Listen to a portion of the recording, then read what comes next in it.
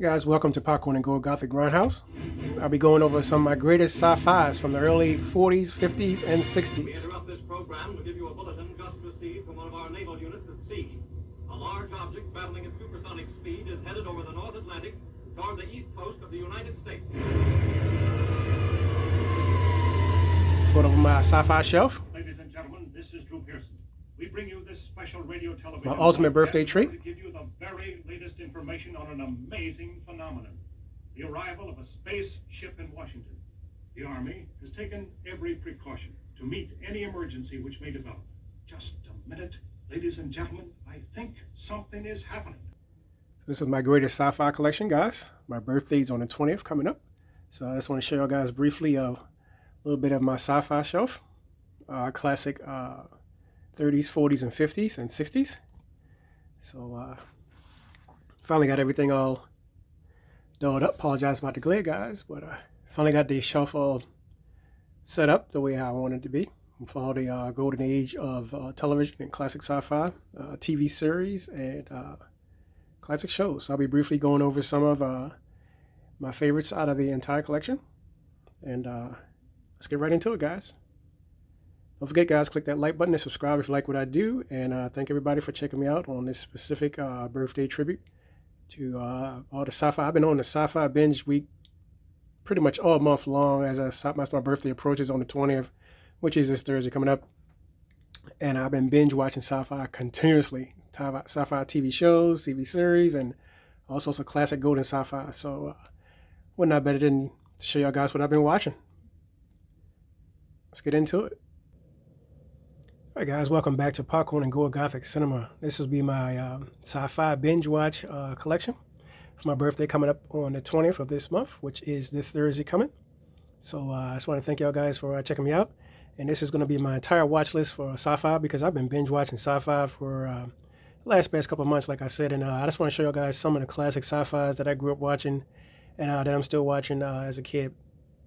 Normally around this time, I usually sit and binge watch TV. So I did a movie marathon from last Friday from all the way to Sunday at 5 o'clock in the morning. And I consider myself having a virtual drive-in. So if y'all guys are on Facebook, check me out at Terror from the Basement, my official home for my gothic, horror, and sci-fi and retro grindhouse channel. But click that like button and subscribe, guys, if you like what I do. This will be my birthday treat weekend coming up of all of my binge watch sci-fi. And celebrating with the ultimate sci-fi 100 greatest hits. So let's get right into it, guys. So most of it will be my Mill Creek section, and we'll get right into it all the way up from the 30s, 40s, 50s, and 60s. So I just want to briefly show y'all my sci-fi classics that I normally have. And I just had a chance to organize everything back over again and put the box set back together because I'm upgrading some back to, some are on Blu-ray now, some are on DVD. So I'm upgrading this collection. And some inside that I already had that I organized already. So I pretty much started off with a lot of good classic sci-fi stuff from on this particular box set. And there was some that wasn't on this box set too also. I'm pretty much a sci-fi horror buff. But the classic sci-fi from the golden age of sci-fi from the 40s, 50s, and 60s were just the ultimate. Some will say just between 50s and 60s, but I go back to the 40s, 50s, and 60s because you got a lot of stuff that came out in the 40s too, sci-fi that a lot of people don't know about. But it just so happens that the 50s and the 60s was golden age sci-fi because everything was about Area 51 and aliens and stuff like that. So it just kind of took off. So if you were in a drive-in during those times, predominantly every movie or every horror movie will be paired up with something sci-fi in some kind of way, whether it be sci-fi horror, sci-fi adventure, or sci-fi fantasy. It was definitely the classics. So I just kind of want to go over my Mill Creek collection with y'all guys and show y'all kind of what I'm already organizing already. These are some of the ones that I pretty much had checked out already. Apologize about the glare, guys, but just to show y'all guys what's on each box set. And I'll briefly talk over about each different one. and I'll show y'all what I have it paired with, because in my lab, I normally do double features. So my double features will consist of anything that's like maybe like the Attack of the Giant Leeches with It Came from Outer Space, or Earth versus the Flying Saucers and the Magnetic Monster. I always do kind of double features and stuff like that. So this is show you guys what's on the box set, and this is my Mill Creek set. I have a lot of stuff in here, Mill Creek. And I love Mill Creek because they were the first ones that had brought out some of this stuff, because if it wasn't for them, we wouldn't be having a lot of what we have today, especially on media. So some people will say, oh, well, they kind of like bootleg this, but you got to understand, back in those times, when this set first came out, at least they were offering to bundle it all up to put together. And right now, you're looking at one of the greatest ones right now, and this is the one that's out of that box set. So I'm going to show y'all guys how I kind of put it together.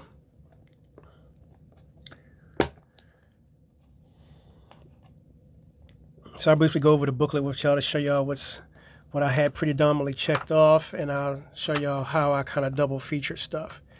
So I'll move it around so y'all guys can kind of see. So anyway, where you see a check mark at is the features that are already we're going to either upgrade or add it to double features. Right now, the disc is inside with these features right here. Basically, this is one side of the disc going from here to here, and then this will be the second side of the disc. So this disc contains almost 5 features for this particular disc. So this will be side A, this will be side B. It's a dual layered disc, and they pretty much run the features pretty much smoothly. So I just want to show y'all guys what's in the book.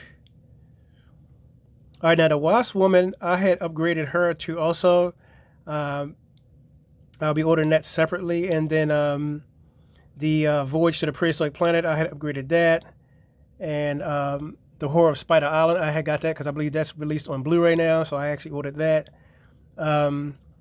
Voyage to the Prehistoric Planet of Women, I actually ordered that separately too also. And then Brides of the Gorilla, which is also on Blu-ray, so I actually ordered that too also. And plus, I had a good time, guys, especially with sci-fi. Sci-fi is always like my comfort zone because I can kind of get into it and just go all day with sci-fi. And actually, it was the greatest marathon that I ever went into, because normally I do this with my horror where I binge watch, but this is the first time I actually did a beyond the level treat, because it's supposed to have been like a 24-hour marathon, but I ended up doing more than 24 hours. It was, like I said, I started on Friday around 4 o'clock, and I didn't finish with all the movies until Sunday around 5 o'clock in the morning.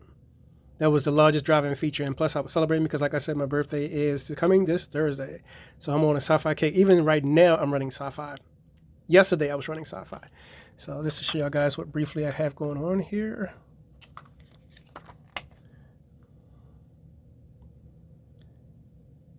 All right, the Lost Jungle was paired up too with Mesa of Lost Women. These two were a double feature. There will be another feature that I'm going to introduce to also. I may just hook these up too also with, I might throw Raquel Welch in. I may do Planet of Dinosaurs and 1 Million Years BC. So I may turn these two into a full featurette, which will be my greatest wheel.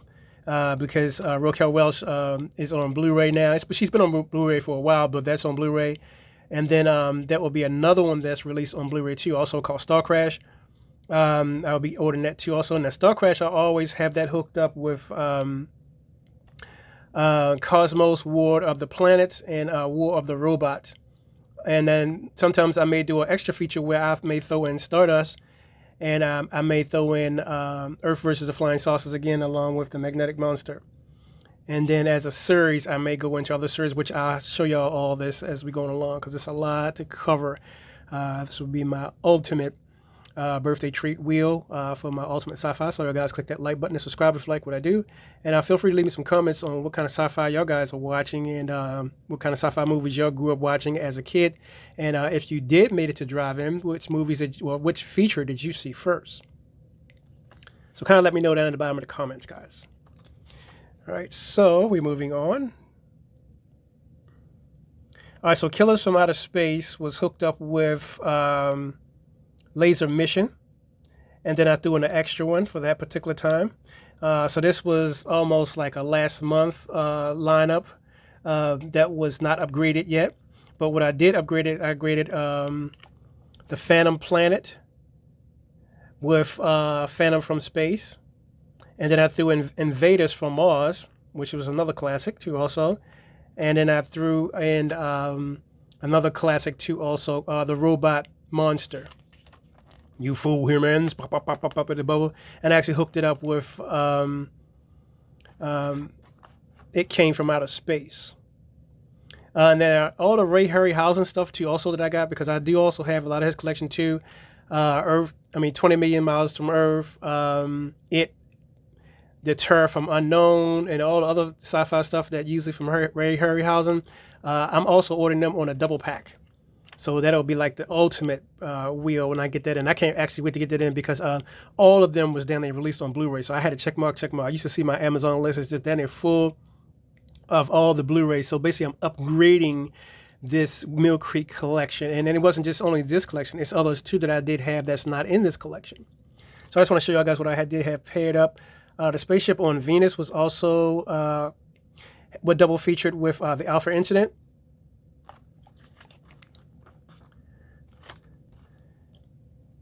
And then we also had the Astro Factor along with the Galaxy Invader, along with Snow Beast, was one wheel. And then we had another one over here, The Unknown World, with Blood Tide.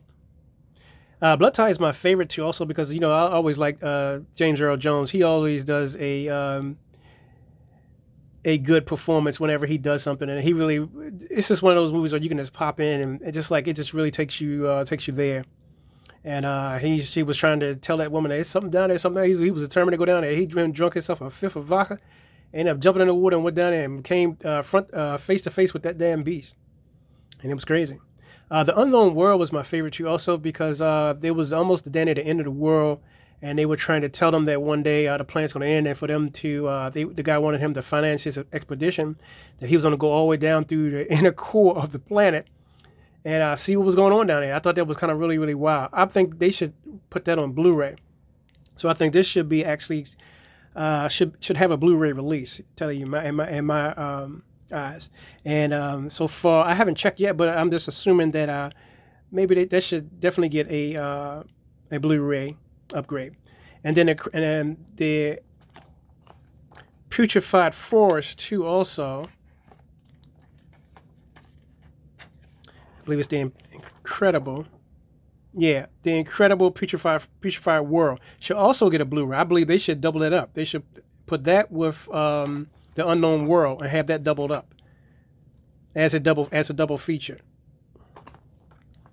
because that would be something very, very interesting in, and I would damn sure opt to get that. So okay, so we were.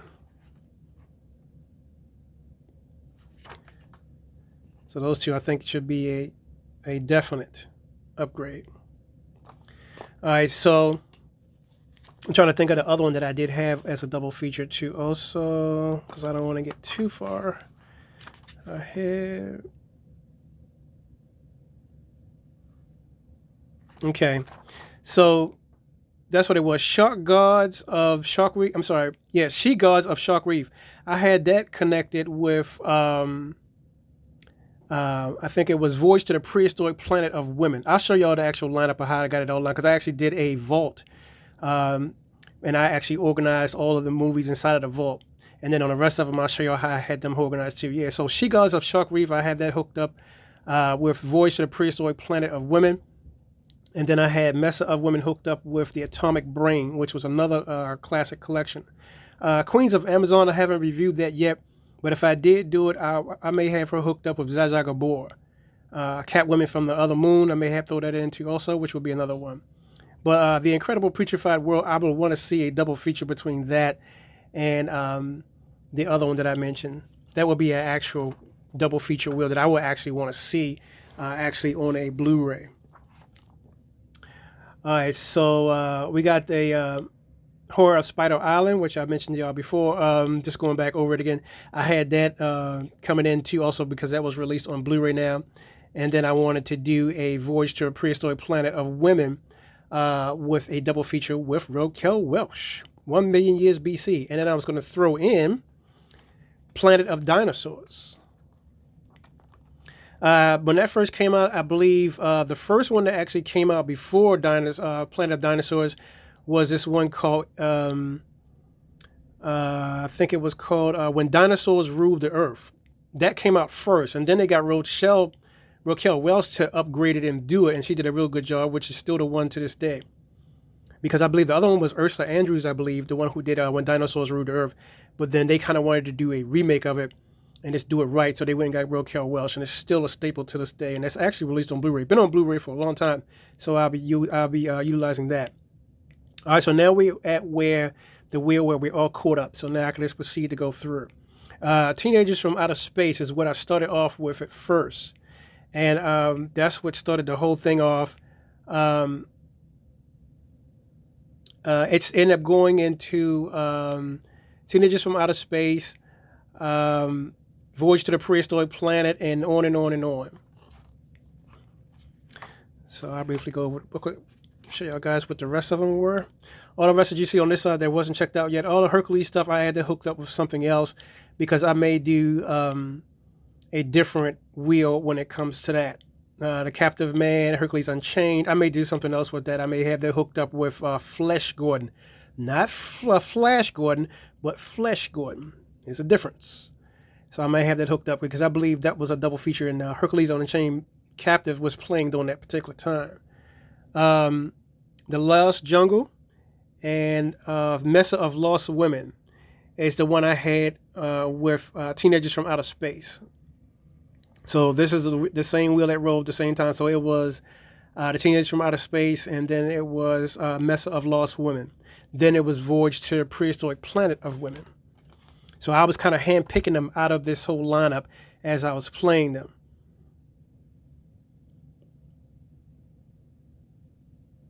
And Wild Women of One Do, I may also have that too hooked up.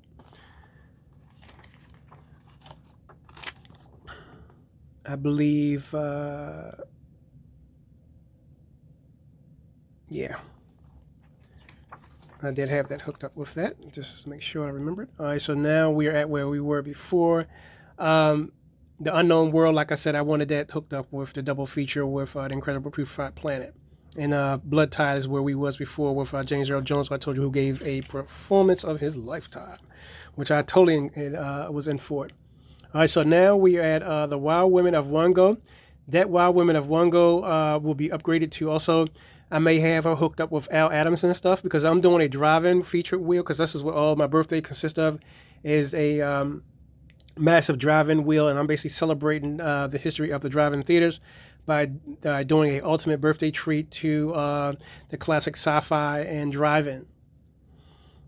So this is where we are now. So the Wild Women of Wango was actually connected to also with Prehistoric Women. And they came from Beyond Space. You also was hooked up with another one, which is, I think this is on a DVD release too, also or Blu-ray release maybe. And the Phantom Planet was also good. You see that check mark beside each one? That means it was added to something else. So when you see it in pink, because black means that it was checked out and it was okay to roll with another feature. When you see it in red means that it could go with something else that I haven't installed yet or assigned to yet.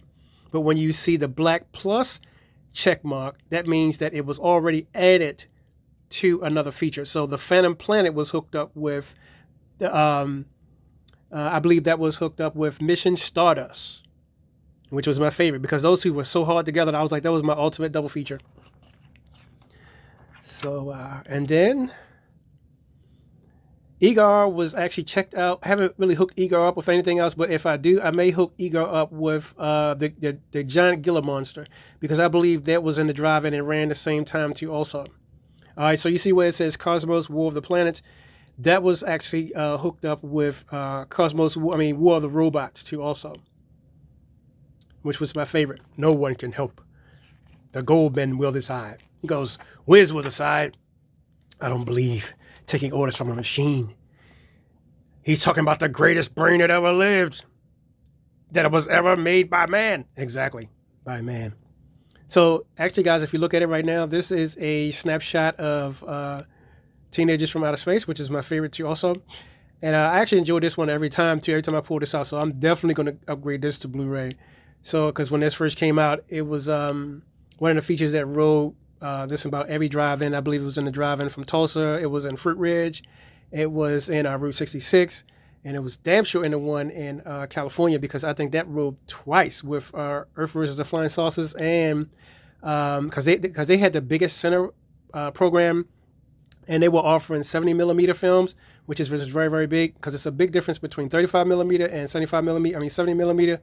It's the width of the film that looks gigantic on the Cineplex. So they had this big gigantic center screen that was up, and then they offered Spectracolor before MGM came along and upgraded everything to Cinescope. And I believe MGM had the first one, which I'll show y'all all the Cinescope stuff too also, because that was a lot of stuff that was done, especially, and Leslie Nielsen played in that too also. And he was good at doing that too also. So we'll get to those in just a second. So yeah, guys, this is the shot of Teenagers from Outer Space. So guys, this is how I have it all set up. I'll turn this around just for the keepsake. So I actually put the yellow jackets on the top of each one, so it allows me to know where I am. And this is how I had everything hooked up. So basically, these are all the double feature wheels. So this is my entire birthday wheel from this box set, already labeled out and already put in order. So if this was a film strip or a film projector, this projector would show all these as a feature for maybe a couple of weeks of features. So if I was to advertise this, and I would have posters in the lobby of all these up and coming features, and I'll show trailers from each one of these features. It took me a while to do this, almost 2 hours to do this, because I've been wanting to always do this before a while, because I've been checking all these films out. I was like, well, I'm gonna start double featuring them. So this is what I started doing. And this is the one that rolled really, really nice. She also, Phantom Planet, that one I showed you that had a plus mark. This is the one that got added to something. And it got added to They Came from Beyond Space, which was an ultimate double feature, because it was like the connection was made. And it kind of made you want to watch it. And you could see if you were there when this film came out, when these two films came out, it was a joy to see on the screen. I would have loved to have been in the drive-in to see those when it came to the big screen. So since I wasn't there to do it, I had to make my own. So this is what we're doing. And remember Blood Tide, guys? It was actually hooked up with a 3 featurette. It was actually hooked up with Prehistoric Women and The Brain Machines. So that became a triple feature.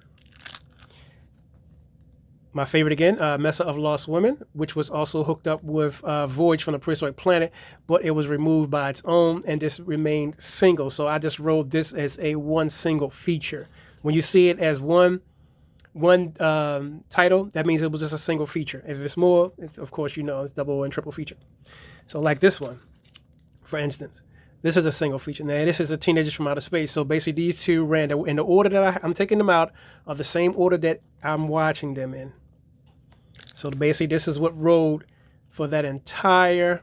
And you see how you got Hercules Unchained. Hercules Unchained was at the back because it was always the one that was going to be hooked up with something else. I might have this hooked up with Metropolis, or I might have it hooked up with the Quartermasters in the Pit. So, yeah, guys. I mean, this was an ultimate feature wheel, and I'm glad I kind of doubled them up the way I did, because it really did a good featurette about me doing it that way. And plus I enjoyed it more too also, but you know, it just allows me to have something to look forward. And I was like, wow, and I sat and thought about what I was going to do for my birthday. So I was like, well, let me just do a ultimate tribute to the golden age of sci-fi. That would be the ultimate that I want to do, because I'm always doing horror. You guys know that. Y'all guys check out my horror that I do already have on my page already. Check out some of the other videos that I already do have up. Thank you all guys for y'all support on things. And don't forget to leave me some comments on what you're watching for sci-fi. And maybe we can talk about some more movies. So yeah, so we have the ultimate, guys. So we be moving over to the next one. All right, guys. So the next one will be the ultimate collection when it comes to sci-fi TV series. Um, Now this one is 150 episodes in this particular box set, and it's one of the greatest box sets you'll ever want to see in your life. On the back, we have Commander Cody of Radar Men from the Moon, which is another one of my favorites also. And I also ordered that on a separate DVD because I believe I ordered that from Alpha Video, and the transfer was pretty much excellent. And I always kind of wanted to do a featurette with Commander Cody because I'm loving his adventures. Now, the way I'm bringing these features out, guys, is the way how I'm lining them all up, where I'm showing y'all guys what's going on. Now, I apologize about the glare, guys, but I just want to show you guys what's going on with some of these features. Like I say, sci-fi is my favorite. It's almost done there next to horror. Sci-fi is that much to the 10th power. I grew up watching a lot of sci-fi, and I kept saying, damn, when I get a chance, I'm going to start collecting some of these sci-fi features because I didn't get a chance to go to any of the drive-in. Now, I'm kind of sad to report that because this is the reason why I started my own channel by doing this, because I never made it to a drive-in. I drove past a drive-in before when I was a kid. I think when I was going past a drive-in, I believe I was 13 years old. And my father and my mother, they were driving, and we just kept driving past the old drive-in, and we kept saying every time we go out there on 40, because this is where our drive-in is out here. And I just got to look over there at the drive-in like, wow, I just want a chance to go over there and just watch a feature, and I just never got a chance to go over there. And sadly, that drive-in closed. I believe it closed in 1997 or 98, I believe. And guys, you wouldn't believe it that they tore down the goddamn drive-in and made a goddamn Home Depot. Yeah. So I may put that as a thumbnail on this. We'll see, because that kind of still stayed in my mind to see that when they actually did that. It kind of hurt me when they actually kind of did that because some commercial developer just decided to just move in and just take the spot, and they just wanted to turn it into a shopping plaza. And I was like, damn, it was dumb as shit because it was already a mall, a huge functioning mall with a drive-in outside of the mall. And the actual lot made up almost like 6 or 7 city blocks. That's how large it was. So it was a very, very large lot. And as you can see how much thousands of dollars it was, it's probably maybe $2 or $3 million project that they did. But hey, when you got big business and big corporations move in, that's what they do. But they tore down history, which is the only thing we had. We lost a lot of history here, but yeah, that was the only thing, guys, that kind of tore us down. Once the driving was gone, that was predominantly it. And things kind of slowed down, and everything moved over. And I think what killed them is what a lot of us was talking about anyway, was the VCR age, because when the VCR started to work their way towards the homes, a lot of people was actually just going towards that and kind of wanted to just stay home and watch the media privately, opposed to going to the drive-in. So that kind of killed the drive-in. So basically, the VHS is what killed the drive-ins, and what killed VHS players was actual media that coming out on the disc. What killed that, because DVD kind of killed VHS in a way. This is same where it is now, where us as collectors, we still have our VHS player. And I'll click to that, show you guys that in a minute. All right, guys, so this is my working VHS player. She works still to this day, and I had it since I was actually 16 years old. And she's been recording with me for a while. It's my ultimate VHS player. And I can't live without it. And I have all kinds of tapes and everything from the same time I've been collecting, from that VHS era. All right, guys, so getting back to the golden age of sci-fi television, because this is a lot going on in this particular set. So what I'll do is I'll just bring out the booklet. This is the booklet that comes with the set. Like I say, these are all my Mill Creek stuff that I'm bringing out as far as my sets. And predominantly all these sets are predominantly treasures in my lab, and this is what we predominantly have. A lot of these also are stuff that my mother grew up watching as when she was a kid, because these were shows from the early 50s, or the golden age of 50s. And as you can see, you have Flash Gordon there.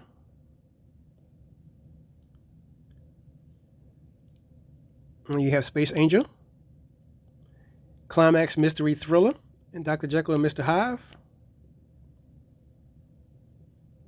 Talk about the golden age of history, guys. I mean, these shows, I wasn't even born yet when these shows were out. And it's funny because my mother was telling me how they had to put money in the TV to watch the TV. And I remember seeing all the commercials from when you could rent the TVs from RCA and all the stuff with the Sigma that came out and all those kind of good TV sets, Toshiba and all those TV sets that came out. And they had a lot of TV sets that were from like the golden age. But just know that RCA was the pioneer because they were the first ones who actually introduced their system with having the hi-fi and the TV connected together. RCA was ahead of their time. So when you see that little dog with the logo, with the little dog with the black spots, that was the logo that was, and it was funny because once they set up that company still remained to this year the top company. And they were ahead of their time. So we have the Star,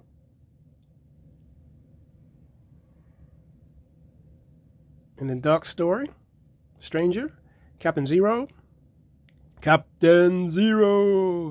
and we have Tales of Frankenstein, which is my favorite too also. And I like how he says it at the end because it kind of almost reminds me of this other show that I was watching too also called Tales of Tomorrow. And another one too also, which is my favorite too also, that was pretty much cool. But this Tales of Frankenstein was pretty cool because he always says there's no need to worry, whatever. He says there's always tomorrow. And it's funny because Tales of Frankenstein was a spinoff on that series of Tales from Tomorrow. And I believe there was another series too also that came out around that same year too also, which is my favorite. So we have The Shadow and the Incredible Avenger, Clutch Cargo, which is a cartoon, Johnny Jupiter, which is a cartoon, SciFi cartoons, by the way, and Your Jewelers Showcase, Operational, which was a showcase set up with Barbara Willing and all that kind of stuff like that. They were just going over it because this is not only just about features, but this is about programming too also. Reynolds Corporation had programs on it where they were introducing when Reynolds Wrap first came out. Tupperware had it when they were introducing their product because all the commercials were there too also. And some of the gas stations and all kinds of good stuff too also, like they were showing you commercials. And this whole thing makes up GE Theater. So these were the first series that was actually on television during the golden age of the 50s. So if you was a kid then, you would have watched predominantly all the stuff in black and white and stuff like that. These were the first features lineup that they had for programming during those days. Then we had The Shadow.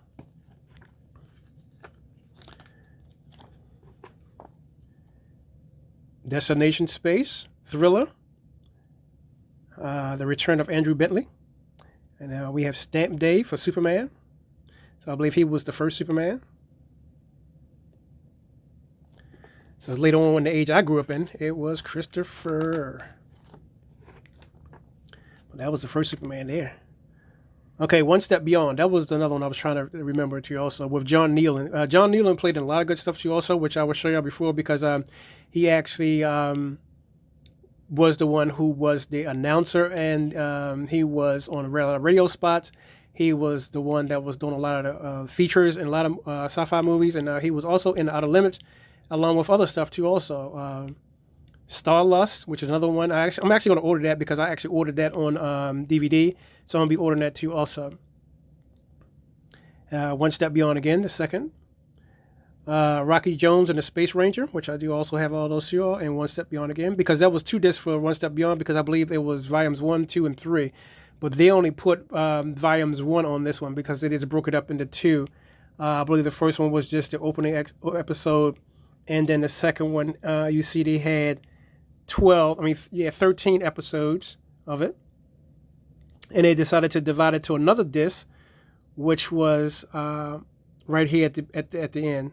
So features 1, 2, and 3 was on one disc. Then it goes back over to another disc, which was kind of weird the way they had this up because the reason why is because what you're seeing, there's a title card that I'm holding, is what was on the disc. So in order to make room for the disc, they had to rearrange some of the features because it would have made sense if they just put all One Step Beyond on one disc and then did Rocky Jones and the Space Ranger on another disc because I got 2 discs with Rocky Jones and 2 discs with Space One Step Beyond, which is not bad because you still get the whole episode. And as you see over here, these are how many episodes of the Rocky and Space Rocky Jones.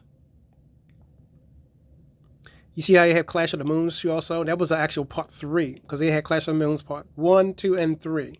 So that was a 3-part episode. So when you was watching that as a kid, it would say, tune in tomorrow to Rocky Jones. And it would say part 2, continuation. And then they would show you that in all 3 parts, which I thought was kind of weird back in the times. Because you had to wait till next week to see some shit that you could have been watching the whole time. I thought it was kind of weird. I hated when they always said that. And the one famous for doing that was Batman, because he was always say, tune in tomorrow, same bat channel, same bat time. I'm like, oh yeah, really? What the fuck? I might have something to do tomorrow. What the fuck? I kind of want to watch this right now. Robin's getting his ass kicked, Batman's getting his ass kicked, and all of a sudden you're gonna wait. I gotta wait till tomorrow to see if he gets fucked up again. What the fuck? That's kind of weird.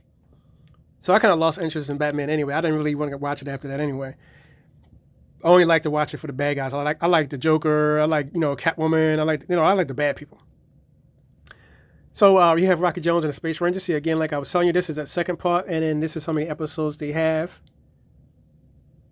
all the way across, just to show you guys. And as you can see, the Forbidden Moon was parts 1, 2, and 3 too also, along with Rocky's Odyssey was also a part 1, 2, 3.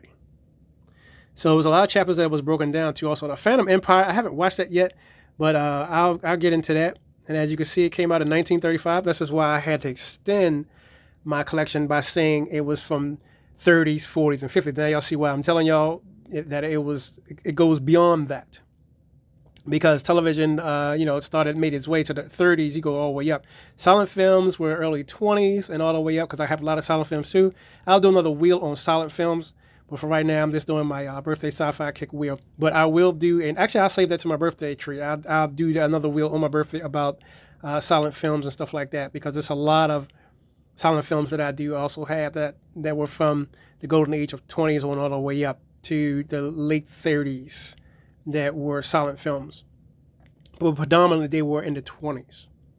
And you had a lot of them, Gloria Galadine, you had Gertrude Amistad, you had Gloria Stewart. I mean, just about everybody that was kind of like on those, Lon Chaney, and just a lot of those ones that were favorite features. And if you was asking me to name one of my favorite, the Unholy Three would be one. The second one will be Hexen. And the third would be the Phantom Courage. I mean, I can just go on and on and on. And of course, Dr. Jekyll and Mr. Hyde. And of course, you guessed it, the one and only. You gotta only say it only one way. Phantom of the Opera. So yeah, so now you see as we're going all the way through, guys. This one would be Phantom Empire, which, like I said, I haven't checked this one out yet. That's why I say when it comes to sci-fi, you can ramble all day, because sci-fi is like the ultimate, and we haven't even gotten into all of the deep sci-fi yet. I seen this robot the other day that was kind of weird, because I seen because I'm working on a commercial to also set up from all my trailers, because I'm also an independent film director, like I told y'all guys before. But I had set up my Golden Age trailers yesterday, and I got it divided in between 12 chapters, because that's how long the trailers. Actually, I'm actually working on it now. I decided to just stop and do a ultimate tribute with all this stuff going on, and have that released to y'all guys, an ultimate of what I grew up on and what kind of stuff that inspires me when it comes to sci-fi. But the trailers are the main things that I like. Like I told y'all guys before, I love special features, but trailers is my ultimate, because that's what kind of gets you pumped up, especially before you go to watch the movie, and you just kind of pop it in and you say, well, what's going on now? That trailer's right there to let you know what's going on, and the better the trailer, the more pumped up I get. But I seen this robot. He had came on and he went through the fire and grabbed somebody and carried them out. I was like, wow, this is kind of cool. So yeah, and it's off of this one right here. Undersea Kingdom, and these are all the ones that's on the Undersea Kingdom, because I haven't watched this yet, and I can't wait to watch this.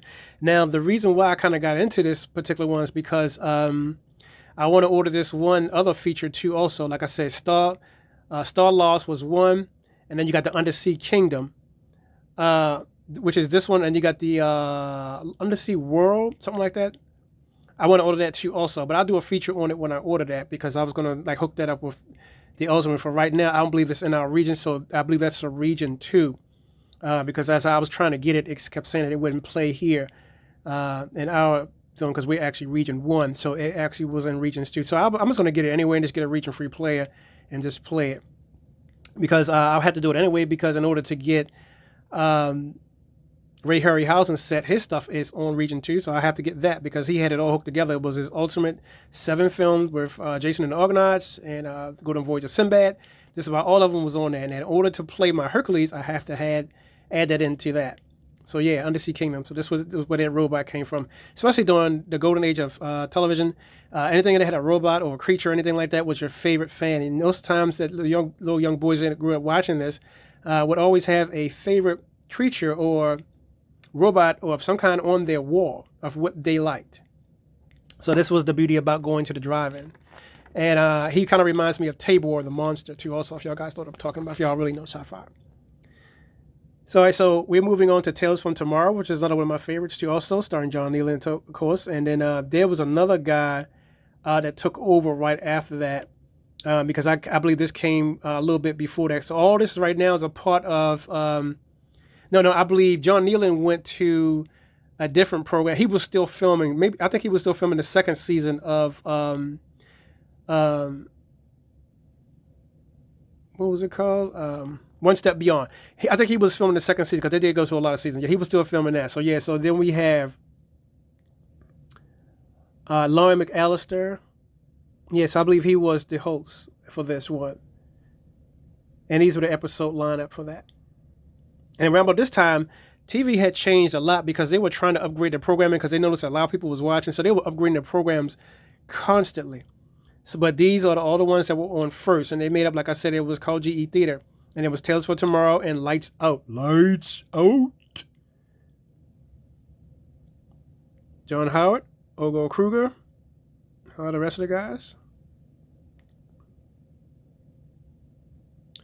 And over here we have GE Theater.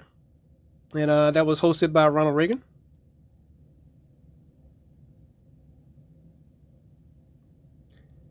And then you had all the rest of the episodes from all the guest stars that they had that was on there too. Also, not only Ronald Reagan was on there, but you had Vincent Price, which I thought was very, very hilarious because I did end up checking out Vincent Price when he was on there because he was a very, very young guy, of course. And he was telling about his favorite horror and stuff like that because they were telling him like, oh, you ought to, because I believe he was doing The Tingler. And they wanted him to come on there and do a special tribute to try to get the show going. Of course, they all branched off to do something else because TV programming, like I said, was changing. Then we have Radar Men from the Moon, which is Commander Cody, the one you saw on the back. And these were all the episodes. And like how he says, Roddick to Moon Base. Roddick to Moon Base. He goes, go ahead, Roddick, report. He goes, I'm here to tell you that the job was successful and we need more men down here. Could you send us more help? He goes, I can't afford to send you any more help. You should already use the Earth creatures that you already have there. Use those creatures and get it done, Roddick. We need to have it because the next coming, he goes, Commander, we've met with resistance. We need more money. We need other fiendish weapons if you can. He says, Roddick is there. He's going to send more. He says, take those bombs that you had and plant those bombs and use those as a diversion technique. He goes, Roddick out. I will use it. And look what happened. Every 5 minutes, he kept calling him back. Every time something happened, he just kept getting, Commander was fucking him up. And he kept calling Moon Base, rock the Moon Base, rock the Moon Base. And he goes, Moon, this is Moon Base. And he has failed again. And he says he failed so many times that the Commander was like, look, Roddick, I'm coming down that bitch. I'm coming down and land on the planet to get this shit straight. He says, no more further communication is needed. He said, I will be down there landing myself to take over. I was like, wow, that's just crazy shit. And then when it's funny because this shit spawned off into a whole other series. So yeah. Radar Men from the Moon, which I also upgraded, which I will be ordering too also on separate DVDs, which have all of them on there too also. And Captain Phantom, which is another one too also, which was on there too. And I believe that was the next, that was the end of the lineup. I didn't think that they had a chapter list on, they did have a chapter list on there too also. I believe this was a shot from one of the vintage collections too also. Which is very, very, very, very nice. So yeah, we have all the ones that was inside, and we move over to the next. All right, so next up we have a very, very special treat from the archive, The Day the Earth Stood Still, Michael Rennie. It's always my favorite. And on the picture on the front, you have a picture of Gort, which is a robot. And Gort could destroy he had the power to destroy the fucking world if he wanted to. And it's funny because on the opening trailer when I first started off, that was what I used, but I couldn't I'll play the score, but this is what I used from before. So we'll be getting into some of the features too also that I do have in this particular collection, which are some of my favorites too. Also, Earth versus the Flying Saucers was also double featured with this, but I then I decided to do something totally different to have this hooked up with the rest. So we have the Data Earth Stood Still. And this is the special, well, let's talk about the special features, right? The special features, not that much special features on here, but what they did have is listed from what I showed you all from right here, from the beginning, aspect ratio and language settings. But I did like that they did offer a still gallery, and they did offer a theatrical trailer and the frame weight. And I thought that was not so bad, but when it comes to the film itself, it wasn't that much of artwork, but they did added the lobby card. Oh yeah, and then by the way, it's double featured too also, because you can turn it over for full screen and you can turn it over to widescreen. I like it in full screen. I hate widescreen films. I hate watching a picture that's a half of a picture on a big screen. It's kind of weird because half your picture is missing because you got half of the picture. All right, so the Data Earth Stood Still, as you can see, that was the lobby card poster. I will be ordering some lobby cards too also from this also, and then maybe a poster on the wall from this to have it all connected, which is not bad. But Michael Rennie was always my favorite too also. I loved him when he played in was it Lost in Space too also, with the two robots were together. I like it when he kind of and it was called The Keeper, which I'll show y'all them too in just a second. All right, so this is what I'll show y'all guys closely. If you can see Michael Rennie there, let me show you on the other one. Okay, you can see him right there. That's part 2. That's The Keeper. That's where he played at. He did his second featurette. And then that's when the two robots kind of got together, which I'll show you in a minute about the two robots, Robbie and the robot from Lost in Space. They kind of got into it. And then this one, I believe, was part 1 of The Keeper. And they decided to do a featurette of it. And then Attack of the Planets were another one. And one of our space dogs is missing is what started off the collection. But The Keeper 1 and 2 was the main two ones that kind of started it off on this particular collection. I just wanted to highlight that. All right, so we have the Data Earth Stood Still, which was one of my favorites. All right, so next up we have Forbidden Planet. Leslie Nielsen, Anne Francis, and Walter Pidgeon, which is one of my favorites. Now, this is where I told y'all that the driving kind of stepped their game up, where they went to Cinescope. Now, Cinescope is a large format program. I don't know if y'all guys know about projectors and all. It's a large program where it introduces, the audio is pretty clean, and it does a lot of, it's a wider lens, and it looks very, very, very badass. Because if you saw this in the drive-in, you were in good luck. I actually want to collect some lobby cards from this too also. And as I showed y'all before, that same robot that was in the back with Robbie was very, very famous because Robbie started off in a featurette in a sitcom show at first. Because Robbie wasn't just sci-fi at first. Robbie was in this, he was a servant in this one feature. And Robbie was to serve, the family. And then later on, they just thought about, well, let me add Robbie to sci-fi. And this is what happened. And they hooked him up with Leslie Nielsen and Anne Pidgeon. And Anne Francis, that was it after that.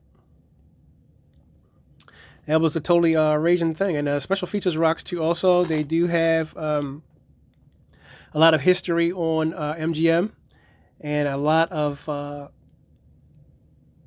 about the cast and crew and the budget. And sadly, they didn't upgrade anything else. But I don't know if there's any artwork on the Blu-ray. But I like the way the DVD was. So I'm not going to upgrade this to Blu-ray because I think this is already better enough already. So I just thought it was, wasn't so bad to just do that and leave it the way it was. But like I say, Leslie Nielsen was my all-time favorite. And there was another show too that came out around this time too called The Time Tunnel. I won't be getting that because I didn't really pretty much like that. And there was another one called Land of the Lost too also, which I didn't like that. But what I did like was Star Lost. Star Lost was my favorite. I'm going to actually definitely get Star Lost. And the Undersea. I'm gonna definitely get that series. Those two series was pretty bomb, and I actually had a chance to check it out. And I'm actually on season 1 now. I mean, well, episode 1, because it's actually 15 episodes on that list. This series called Star Lost. I'll show y'all about that earlier. If y'all guys get a chance, go on YouTube and check it out. It's called Star Lost, and it's one of the first sci-fi features. It's a Canadian-based program where they introduce a lot of stuff that reminds you, and you can almost see why the Outer Limits came, and you can also see why Star Trek came if you get a chance to watch. And it was like all those combined into one. Actually, it was more like UFO, all into one. It was more like Space 1999, all in one, which I have all those too. I'll be upgrading to the Blu-rays of Space 1999, and I will be getting Buck Rogers in the 25th Century too, also, along with Battlestar Galactica, because I grew up watching Battlestar Galactica. But yeah, Forbidden Planet, Leslie Nielsen. It's one of my favorites. All right, so next up, guys, we have From Hell It Came, which is another one of my favorites too, also. And the monster that's in here that you see, oh yeah, I do have it, another feature, because I did a double feature. So that double feature was Bride of the Gorilla. And I have to put that back where she was, because I didn't realize that I had that in there. Because what happened was I just did a double feature and just put them together. So now I see where my Bride of the Gorilla was, because I didn't even know it was missing. So must have had it in here the whole time, of course. Why? And the reason why is because I did these as a double feature and forgot to put this back into, because it goes in here, in this collection right here. So I have to put that back in this collection right here. So, and I didn't even realize that was open until I just cracked it. I mean, the Bride of Gorilla was in there until I just cracked it. So yeah, this was a double feature the way I have it. So I guess I must have just left it in here because it kind of follows each other. So this is like a double feature, and these two ride closely together. You'll see why in a minute once I got finished telling y'all guys. So okay, and this also has a lobby card too, also, and has a movie poster too, also. And the creature's name is Tabungo. And what happened is that because this featurette can go a lot of ways. It can go with a lot of Al Adamson stuff too, also, like Brain of Blood, The Blood Drinkers. It could go with Brides of Blood. I mean, you can play a lot of things behind this, and this is reason why I have Al Adamson, which is another one of my favorite film directors too. Also, I have him playing behind him along with Roger Corman, because a lot of this stuff is basically based off of those my famous directors, and when it comes to sci-fi horror, this is where it's at.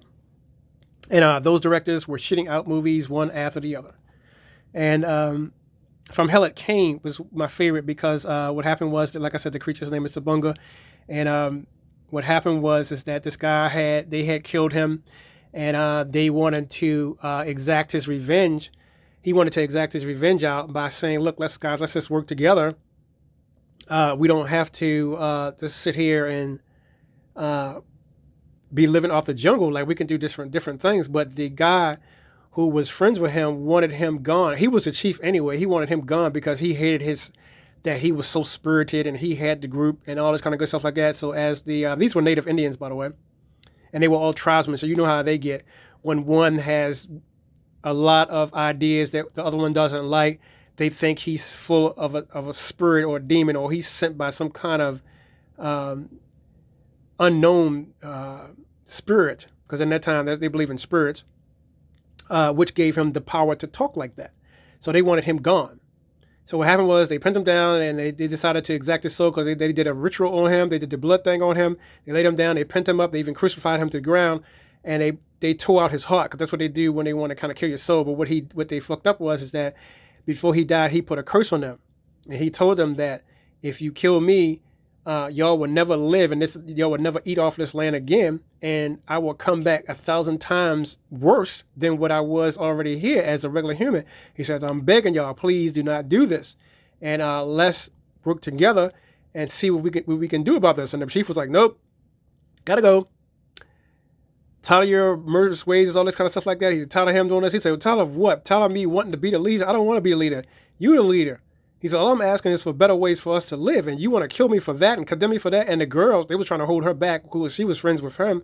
And she was like, no, don't kill him, don't kill him. But the chief was like, no, restrain her. And they just seated over. He's like, well, all right, look then. Since y'all gonna go ahead on with this, then go ahead on. But just notice that I will set my revenge. So before he left, he put a curse on them and a curse on the land. And since he was killed in the exact same spot where that route was, because it was an underground route that connected to the ground, because underground there was in that whole particular area was fertile ground. It was spiritual ground. So when you kill somebody on spiritual ground, they knew that, but they just they would just hope that they would thought that it would help them out, but it didn't. It just made it worse, because you're actually killing someone from a pure soul on the ground, so that the ground doesn't basically accept that. So basically what you did was turn the innocent soul into hell. You basically sent them to hell. And since he's exacting his revenge by saying he's going to come back to torment them, gave power, as you know, when you also say something, you also, become reincarnated in some kind of entity, and he became the Tabunga. And every day he grew into a tree, which kind of got bigger and bigger and bigger. And then one of the guys from the chief, he said he was going to monitor it because he knew that something like that was going to happen. So they said that when he gets a little bit older, a little bit more grown, they were going to cut the tree down or cut the roots. And the other guy was like, look, I beg you, cut the roots before it all kills us. And he's like, no, we wasn't going to cut the roots. He said, let's wait a little bit longer and then cut it. Because he said if you cut the roots now, he still could, regenerate. And that's where he went wrong. Because when the lady came out to check, the tree was getting bigger and bigger. The next thing you know, it was big like this on the back. You can see her, and that same lady right there was his girlfriend who actually set him up. But if you see the girl that had the black hair, she was the one that was on his side. The woman that had the blonde hair, she loved that guy right there. That guy right there was friends with the guy that was on the ground. And before he turned into the Tabunga. And as you can see her right there, the first thing he did was he came and he got her ass. And I was glad that he came and got her ass too, because her ass needed to go. And he picked her ass up and he threw her in the molten lava. He walked her as a tree and threw her in the molten lava, which I thought was funny as shit. So yeah, so most of the stuff that I got, guys, is all the stuff that played in the drive-in. And it's pretty cool. And especially when you know the feature behind this. And plus the lobby cars look real, real badass. Now, as for the feature that's inside of here, it's almost the same way. That's why I kind of hooked them two up together, because it was the same way where a creature came, blah, blah, blah. And it was the same way as that. I was going to have it hooked up too also. I actually might do that, where I have it hooked up with Brain of Blood and the Blood Drinkers and Brides of Blood, because all this rolled the same time in the drive-in. So this is why I decided to do that as a double feature. From Hell It Came. All right, guys, my next up feature, Devil Girl from Mars, which is my favorite. Patricia LaFon is like my ultimate, and plus she looks gorgeous. And her name is Naya. And she's from Mars. From where? From Mars. Oh, gee, I better set another plate. And then, before you know it, she had to land there because there was something wrong with her ship, because she was on her way somewhere else. So she had to land on that pretty ass planet. And then she says, she just wanted to hurry and fix her ship.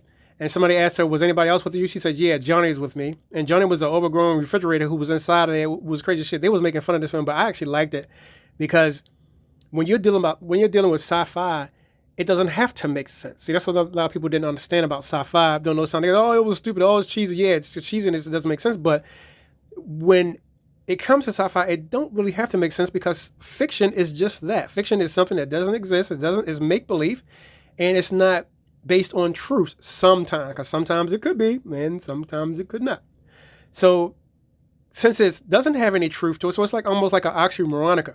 If it doesn't have any basis or fiction truth to it, which means that it could be told fictionally, meaning that you could make up all kinds of shit, because it does not have to be true.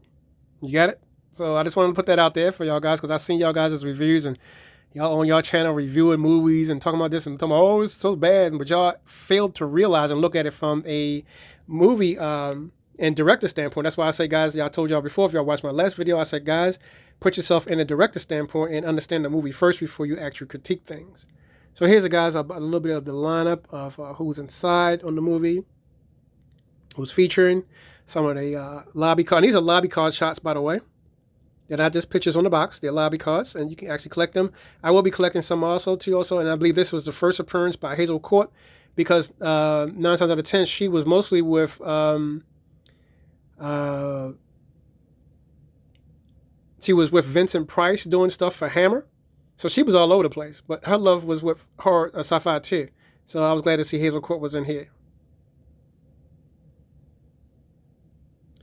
And almost like the same way else, her features were the same, and she wanted to swap one boy for another boy, but she needed a guide on her planet, and I thought she played a good portrayal in this particular session, featurette, and I think that she went on to do different things, and plus she looks gorgeous in the outfit, and then I think that it wasn't her fault that she didn't have too much of a role, because, the script editors actually were the ones who were at fault on this, because had it made this into a better script, I think this movie would have been 10 times as more better.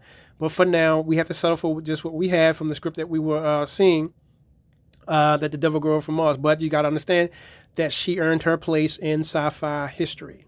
So this is the reason why we have this still to this day. So Devil Girl from Mars. From where? Mars. All right, guys, so next up we have the green slime, which was another one of my favorites too also. And I kind of love this little thing because when I ordered, I was like, I didn't check it out for a while because I just kind of ordered. I was like, well, I'll check it out later on, maybe see what's up with it. And then I ended up checking it out. I was like, wow, I actually love this thing. This thing really did rock. And plus I love the creatures too, especially when they came busting out of the thing that they had them in, and they was doing these close-ups. And it says, you ooze, you lose. Whenever they show the creatures, they get these close-ups that made it really look good.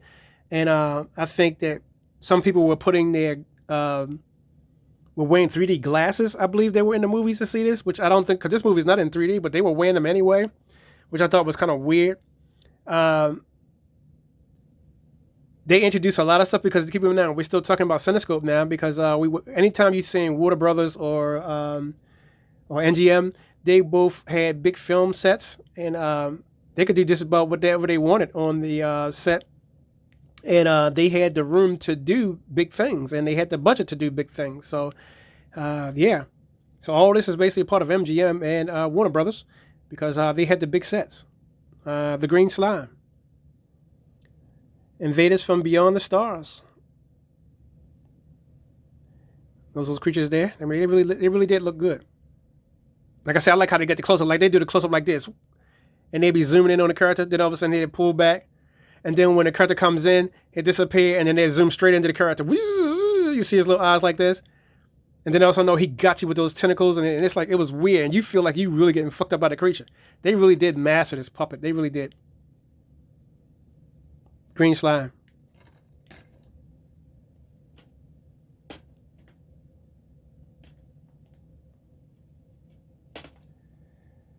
All right, so next up, we have It Came from Outer Space, which is one of my favorites too also. The guy who played in Gilligan's Island, he's also in this too also. And you had two other guys too also, which was in everything too also. Richard Carlson and Barbara Rush. Barbara Rush is my favorite. And Richard Carlson too, because they were in everything. They were in 20 Million Miles from Outer Space. They were in a lot of features. That they played in, and this particularly feature pretty much rocks, because I like the close-ups, I like the theme, I like how it starts off, I like the little scary music, I like the little bubble effect when you're being killed, I like the fact that they just didn't waste no time, they just got straight into it, and they started driving and stuff like that. It kind of reminds me of The Invaders, because if you've seen this movie this feature called The Invaders, it's a sci-fi film turned drama, featuring Roy Finnis. Shout out to Roy Finnis. I believe it was his birthday last week.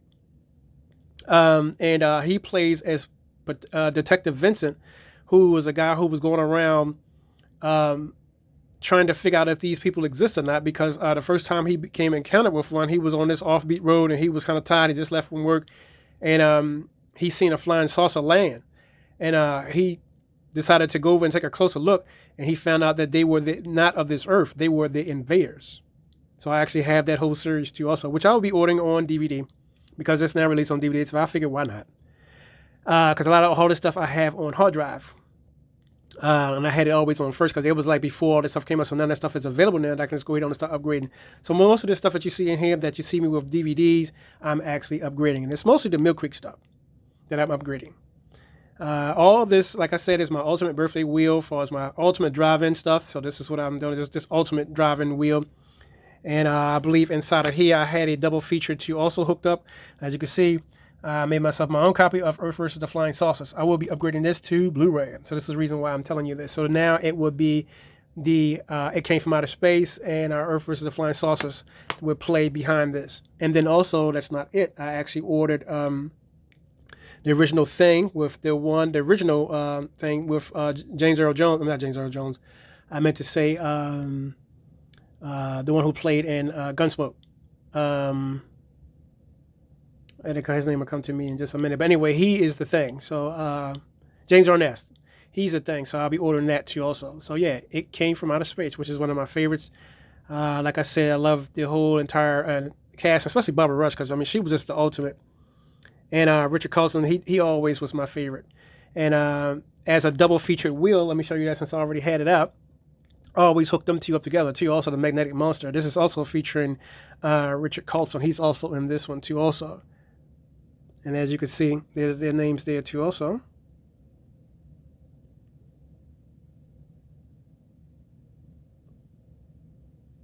And this is beautifully done by Kino Lover. And this is a couple of shots too also. And the lobby cards look badass too also because it was the same way. Now, there's nothing inside here because I didn't have to do a double feature.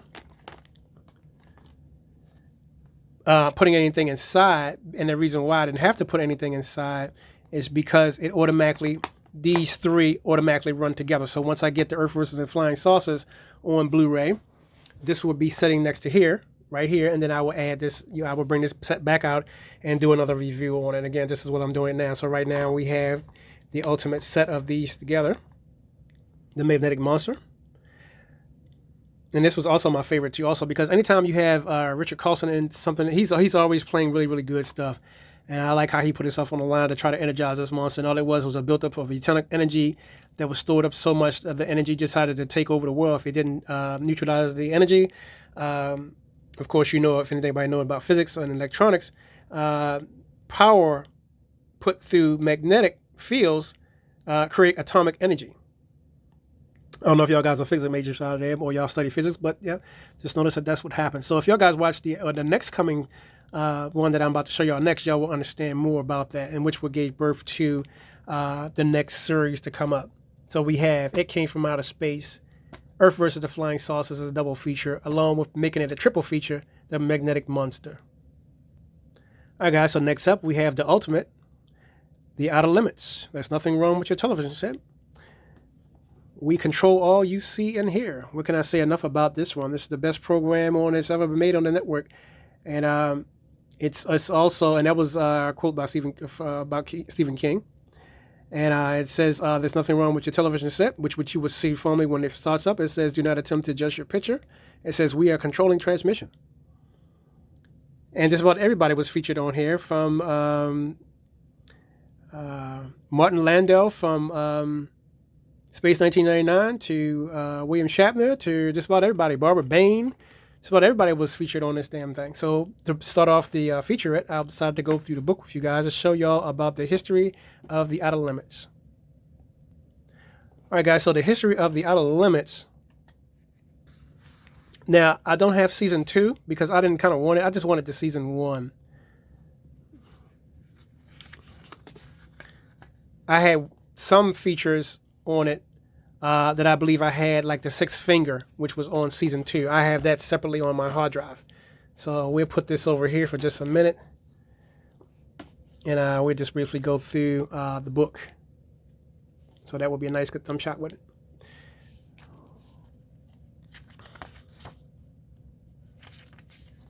So this briefly, the booklet briefly just tells y'all about, sorry about the glare, guys, but I'm trying to do the best I can to neutralize that.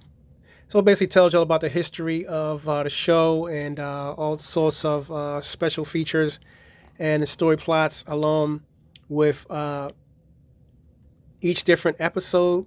They do a breakdown on it too also. And they tell you more about the story plot and stuff like that. It's a beautiful booklet, and it's very, very informative. And it does offer an insight on the show, especially if you haven't seen it before, or if you're just kind of new to it and you just kind of just want to get into it to find out what's going on about it. Will be your ultimate to actually watch. Like I said, I'm adding more stuff to this lineup too also. And Star Lost will be right behind this. And there's a shot too also of this name of the skit is called The Galaxy Beam, which is pretty cool. And there's another shot too also.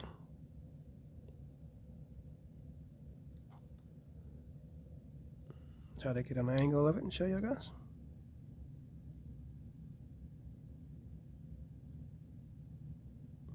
So they got a December 1982 to December 1983, The Galaxy Beam. Like I said, it's very, very informative.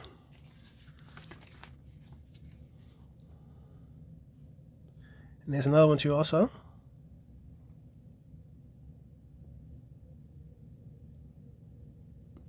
I like those little creatures. Those little creatures was crazy. They was really, really bugging too. And that's funny because all they did was just create a whole bunch of little creatures. It's called the human factor. And all they did was try to use those little creatures to take over. And he was funny too because he tried to stop it, that guy right there. He was like, oh, and he got fucked up. I was like, wow, that shit was funny as shit. This is like the greatest show that ever made here.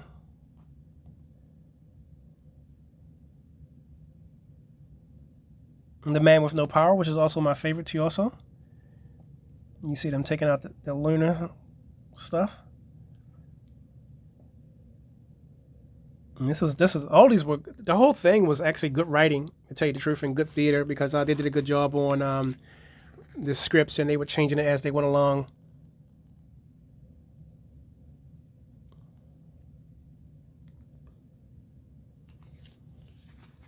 Still to this day, everybody says that the first series was the best series, and I kind of agree. This is why I didn't want the second series. First series was my ultimate.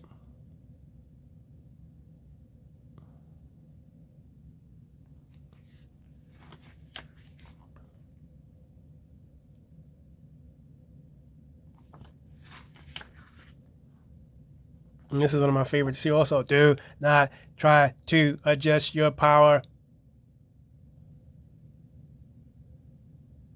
This is my favorite right here. He says, I'm on your same wavelength. Can you hear me? Yes, I hear you. He says, do not turn power below level. He says, I won't. I will lock the indicator in. He says, once the indicator is locked in, power systems will be constant. Can you hear me? Yes, I hear you. He says, I'll be back in 2 to 3 hours, Earth time, of my standard time. But for you, it's maybe a fraction of a second. And I'll come back and talk with you then. He says, but I have to do something. I'll be right back. And he goes, do not turn off your power. That shit was funny as shit. And then some other guy decided to do something real stupid because he wanted to broadcast. He said, let's see how this thing swoops up. And he turned it all the way on. He turned too much motherfucking power on. And then that motherfucking creature came back. This creature was another funny favorite one too. And it shows how they made these puppets. And it was pretty cool too also.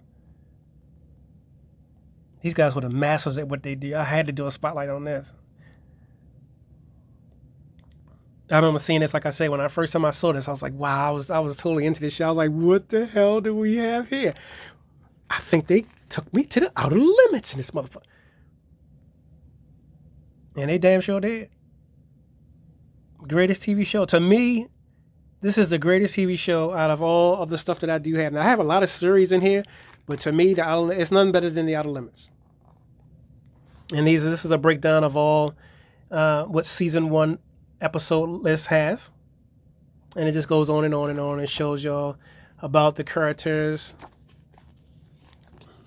about a breakdown of each different show, and who was featured on the show too also. I believe that was Donald Pleasance right there. His little show that was one of the greatest ones because they said it was one of the greatest performances, and it was actually one of the greatest performances because his wife kept telling him, Donald, you don't have any power. He goes, yes, I can. I can destroy this whole room. I could even destroy you if I wanted to. She said, you don't have any power. You just have a regular mind, and you just think you do. But he says, wait here. I'm going to call the doctor. He said, I don't suggest you do that. He said, because right now, I may not be able to control myself. I was like, oh, shit, this shit getting crazy. And then when he set the room and he fucked the whole place up, she was like, oh, she was all scared of him and everything. And she was like, are you going to kill me? He said, I don't know what I may do. I was like, yeah, that's what's up. That's, at the end, she started bitching out. She was like, oh, you can have all your friends over. You can do whatever you want. I'm sorry. I will not doubt you again. Just don't kill me. I was like, that's your crazy shit. So yeah, Donald Pleasance, he rocked that motherfucker. Everybody that was on here fucking rocks. Everybody who starred on here rocks. And then that's right there. That's Martin Landau. Martin Landau, he played as the creature too also. The man who was never born, because he was looking for this guy that he wanted to come back to warn him that his spacecraft is not going to come back. And then he wanted to let him know that he knew Andre Carbonell, something like that, Carbonell.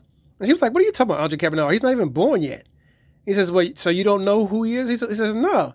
Kind of find out the lady who he was talking to was his mother, but he came back to the future before the guy, Andre, was even born.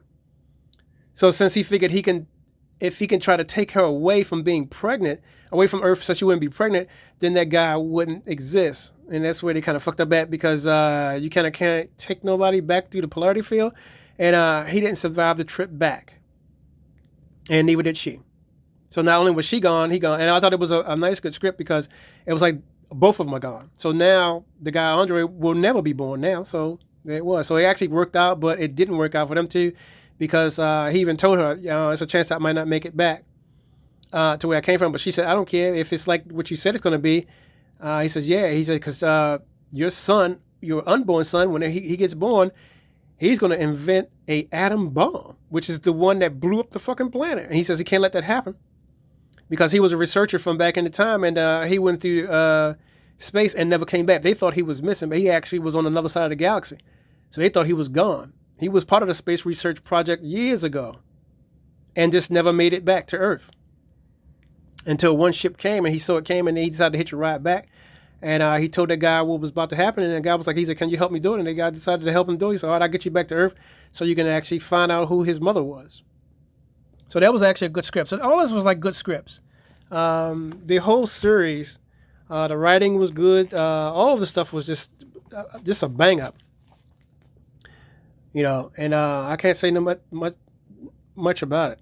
Just awesome.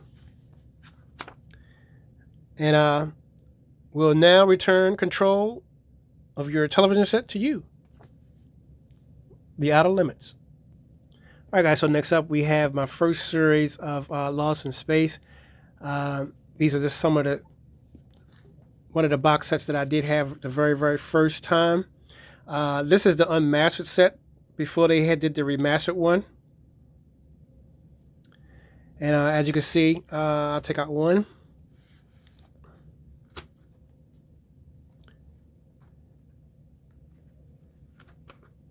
Let's lay that down before that.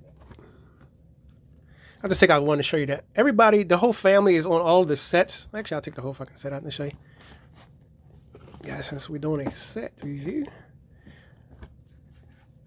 And the first two. So if you actually look at it, and let's put the box up here. We'll lay everybody out in front.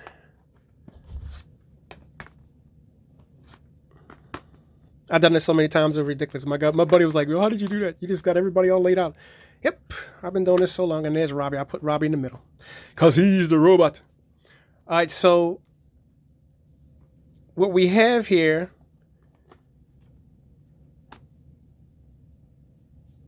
we have the father, we have the son, and we have the mother. We have the daughter. We have Professor Mr. Jackass. And then we have Don West. And then we have Maureen's daughter. So she will go. That's why I keep, if you actually look at it, all this was together, kind of like together of the together. So this will be kind of like this. And then you will have Robbie kind of like that in the middle as the whole entire collection of it. Now, I was a huge fan of this set, like I said, throughout the whole entire time. And this was one of the shows that kind of got me into looking at other shows, because I believe when this came out, we're talking 50s. A lot of shows were already out already, far as, like I say, what was it? Land of the Lost and Undersea Kingdom. All the shows were out like that. So they decided to do something very different, where it was a plot where a family was sent to space on a mission, and they were to go through this parallel dimension and make their way to the outer rings of different planets to survey each planet and then report back if they were coming back. But the way they had it set up, where they were going to go out and come back, because all these, even though they're family, they're all certified. They all are specialists as what they're doing in the field of astrophysics and space aeronautics.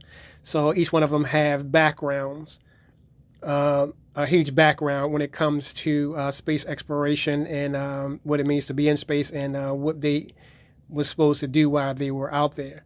Now, because of this asshole here, he kind of messed that up. And since he decided to sabotage the robot, that's why you see I had the robot always out. When he decided to sabotage the robot, Will told the doctor that the robot wasn't programmed to reprogram the Galaxy 2, the Jupiter 2. And the reason why is because the father had already set the gyro controls for Alpha Centauri. Now, once they were to get to Alpha Centauri, they were going to land on the planet and take some geological samples, and Penny and Will was supposed to go off and see if they can set up a hydroponic garden, versus Dawn and the daughter was supposed to set up the green life, meaning to check to see if the rock formations, anything like that, samples of water, different stuff like that, to try to see if they can get an irrigation system set up. And then the mother and the father, both of them two together, their job was to see to it that they were going to chart, the solar system, to see if they were on course where they were supposed to be going at. And then their jobs were to look after everyone else. So they had the main priority of the job. But Dr. Smith wasn't even supposed to have been going. His dumb ass decided to hitch a ride on the goddamn thing, the Jupiter 2. And then once he decided to do that, well, actually, he didn't mean to do it. He just got caught up in the spaceship, because they were counting already off. Somewhere he was trying to get off, they were already counting down T-6, 7, 5, 4. And the next thing they was going to bless him. Then his ass tried to get up to get off. It was already too late, because the rocket was already jettisoned from the platform, and they were on their way into space, and his ass crying like a motherfucker. So then he decided to try to fuck with the astrogator to try to see if they can get back to the planet, which took them further from their trajectory, which them two had set up for Alpha Centauri, and then they ended up lost in space. As you can see, it's an ultimate plot, and the way how it worked out, it was just beautifully done. And this is, like I said, this was the unmastered set, and then I ended up later on getting the pilot series, the unaired pilot series, because I think, I believe it was on this set, or I believe it wasn't. I have to check to see if it was. Let's see if it was, because I believe it was on here, the unaired pilot. Yeah, it says include unaired pilot episode, No Place to Hide. Now, it's included on one of these. I believe it was on their last disc. So it may be on the last disc with the mother. So they did include that, but later on I ended up getting it. I am getting it anyway, which was separate from that, because I was a huge fan of. I'm a huge fan of the show anyway. So I'll show you guys what it looks like and how it's all set up. And as you can see, everybody's already. You see how they got their original suits on. So if you look at the original suit, their suits kind of changed over the years. Well, this is what they started off with on first, before they left the Space Center. Then once they got suited up, they decided to get into their traveling gear. And the reason why he's in the suit, because his ass wasn't supposed to have been there. So you can see they were all locked in, and they were in their suspension capsules and everything else. When they found out, they didn't find out that later on that they were headed to outer space until the ship started vibrating and started rocking, and then the robot kept saying, danger, danger, danger. And he kept telling his dumb ass that he shouldn't have fucked with it. But since he fucked with it already, it was already too late. And he says, we're on a collision course. We're on a collision. So already they just got started leaving the damn thing. And it already was on a collision course with the sun. So yeah, his dumb ass every time. Throughout the whole episode, it was always him. So anyway, this is the unpiloted episode. So like I said, I ended up getting that because I kind of wanted it separate from that. And then later on gave birth to the remastered, digitally remastered collection, which is pretty cool. So I'll show you guys what all this does have. So thank y'all guys for checking in with me this far. This has been a long run, very, very lengthy sci-fi wheel. But this is my birthday tribute wheel. So we'll be getting into all my sci-fi and ultimate parts of the collection. So it's a big difference between the first one and then the remastered one. And then they got all the discs also inside also already, which are totally, totally beautiful. And on each side, they got the chapters color-coded. So you can see what's predominantly what chapter you're on. Seasons 1, 2, and all the way across to the opposite seasons.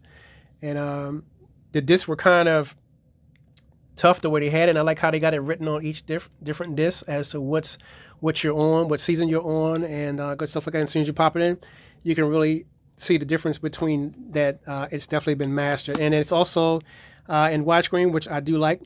And they try to keep the aspect from ratio of it. The guy, Alan Edwin, he's a master anyway. This director, he's well known for doing all kinds of stuff. Like he does a lot of features. He wrote several different shows. He did Land of the Lost. He did Undersea Kingdom. He did was it Star Lost? He wrote a lot of series for a lot of good stuff. So yeah, just notice that he's a brilliant director and writer. So this was his idea to come up with this, and I believe that he did a bang up job by actually making that happen. And I thought it was an ultimate space ride still to this day.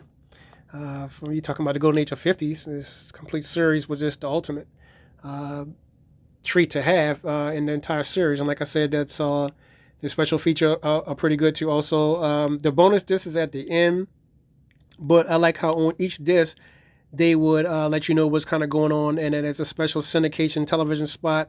There's also a Lost in Space Forever TV show special and more. Bonus, which is also that wasn't included in the first set, which is this one right there. So let's do a picture shot of all the greatest in one, which I don't think that this one would cooperate with that, but let's just see if it did.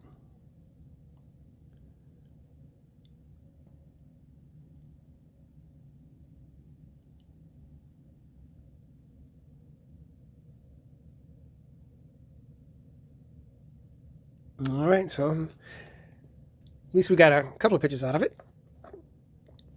So yeah, so then we will have a secondary picture for the lineup. I'll put it down in the overhead shot, which I think will be pretty cool for this one. And like I said, when we're talking sci-fi, you kind of go all the way around anyway. So yeah, the discs were just totally awesome, and I thought it was a staple trying to get everything all together. And Lost in Space is pretty much one of my favorites when it comes to that. And I think the digitally remastered one was just total awesome in between the whole kit and caboodle. And I thank them for actually doing what they did to make this an all-time hit. All right, so next up we have Star Trek, the complete series on Blu-ray, which is another one of my favorites too also. Rest in peace to Lieutenant Uhura and Leonard Nimoy.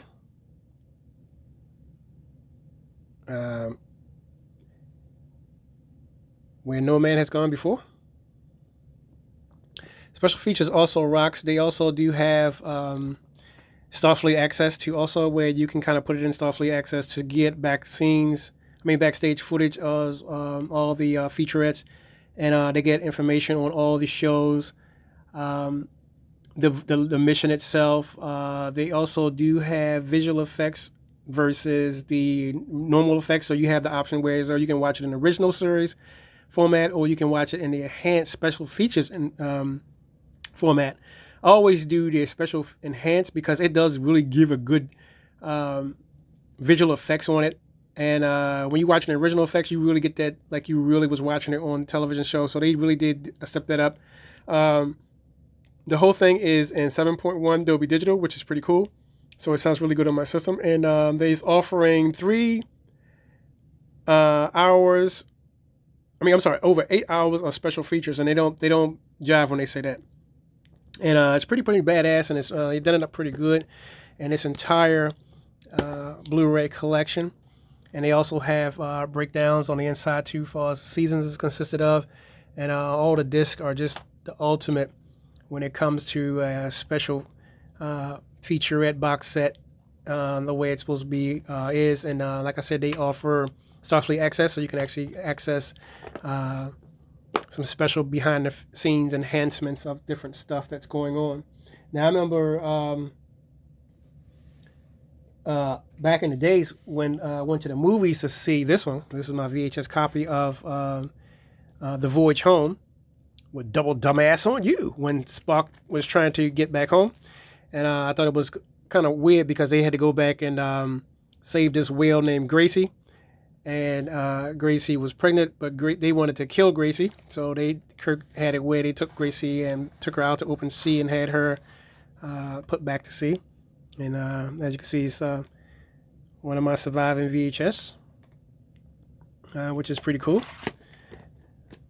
So if you see in my Star Trek, that's what's kind of good. And then I also do have the motion picture, which is pretty cool too also. The only one I didn't have, which I think I used to have on VHS, which I gotta get again, was The Wrath of Khan, which was funny as shit. Because I don't know what happened. Maybe after I got out of trade school, I pretty much lost it in my collection. It was probably stolen, most likely. So I have to pretty much update that. Because other than that, it would have been right in my Star Trek collection. Because I started off collecting the VHS first. Then I ended up getting the motion picture. Then I believe I had Wrath of Khan, because all of them were on the same shelf together. So, yeah. This is my ultimate Star Trek collection. Kirk out. All right, so next up, guys, we're going to move over to the Sci-Fi Invasion collection. The Sci-Fi Invasion collection is like mostly a step up. It's mostly going towards the 80s and 90s now of all of the feature stuff that came on, like Hands of Steel, Brother from Another Planet. I mean, just all kinds of stuff like that. So you can't do just the classic without coming up a little bit to the early 80s, because I was trying to just keep it on the early 30s, 40s, and 50s, and 60s.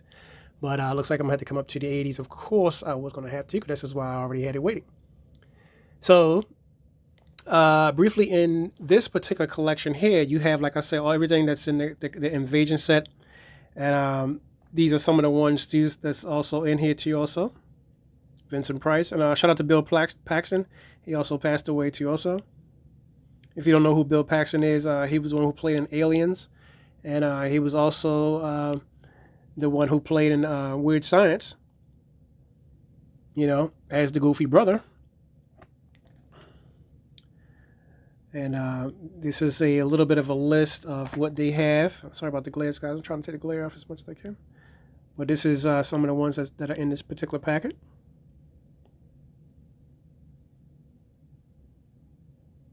This is why I like Mill Creek, because at least with Mill Creek, you get that kind of collection standpoint. And this is out of this collection right here. So basically these two, this one and the one I showed y'all from the beginning.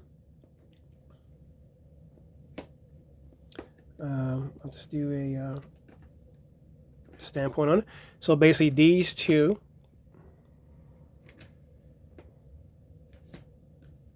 and then when you throw in the other three, these were basically the ultimate. Take some of the glare off when it comes to what's in this particular box set right here. So you would have, let's bring it forward. You will have the box set, and you will have them all set up just like that. I have a lot of Mill Creek stuff, but I just wanted to just show y'all briefly what we're going to go sci-fi, because I also have the Dark Noir collection. I also have the Westerns collection. So I just want to show y'all guys what basically what's going on with that one. And then on this particular collection, we have I've been had this collection in order to also, which was already set up from the beginning. And then this is what we have in this particular collection. So I'm proud of my Mill Creek stuff. A lot of people, they kind of like hate on Mill Creek, but I like Mill Creek because, like I said, these are the first stuff that I had just starting off. If I didn't have this, they would have not been.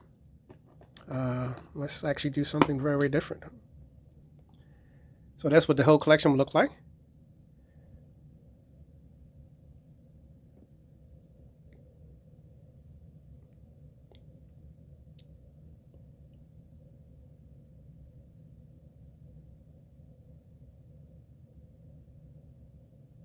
And we'll get back into that, what's going on in this particular booklet. As y'all know from the first time, I actually do double features, and these are some of the double features. Don't forget, guys, click that like button and subscribe if you like what I do. And feel free to leave me some comments on sci-fi stuff that you like. And I do have other sci-fi, but I do have it on monster flash drives. I have like 16 flash drives that are like 32 to 64 gigabytes of flash drive stuff. And I also do have a massive hard drive, 3.5 hard drive with nothing but other sci-fi features as far as the Outer Limits. As far as other sci-fi series, like I told y'all before, Space 1999, which I'm upgraded to Blu-ray. The Invaders, which I'm upgraded to DVD. And then also other features that I do have on there too also. So I got tons of sci-fi. And I'm slowly upgrading the collection, putting it back to physical discs. Because at first I started collecting on my hard drive first, before I started collecting. Actually, I was doing it both at the same time. I was collecting physical media plus downloading at the same time. And I remember, just to tell a brief story, I remember a friend of mine was like, well, why are you downloading? Most of this stuff going to be online for the rest of your life. And I'm laughing because most of the stuff you couldn't even find anymore. Now I'm really laughing because as time went on, they started making y'all guys pay for the stuff that you were watching.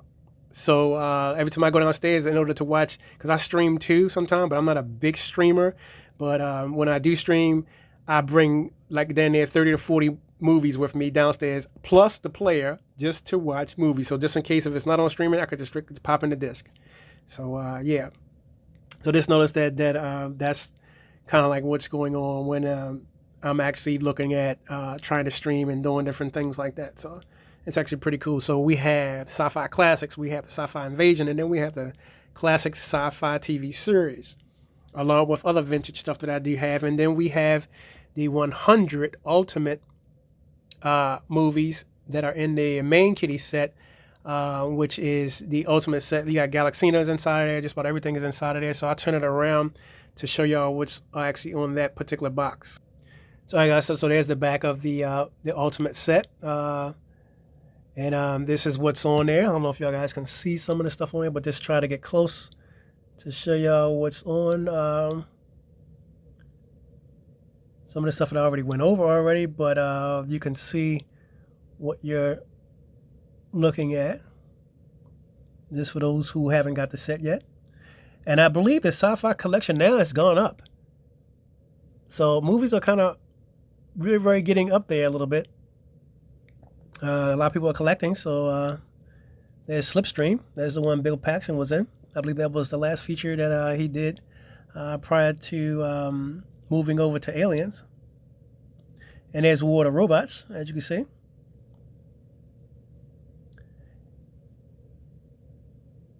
So, yeah. It's an ultimate collection package. Ultimate collection package.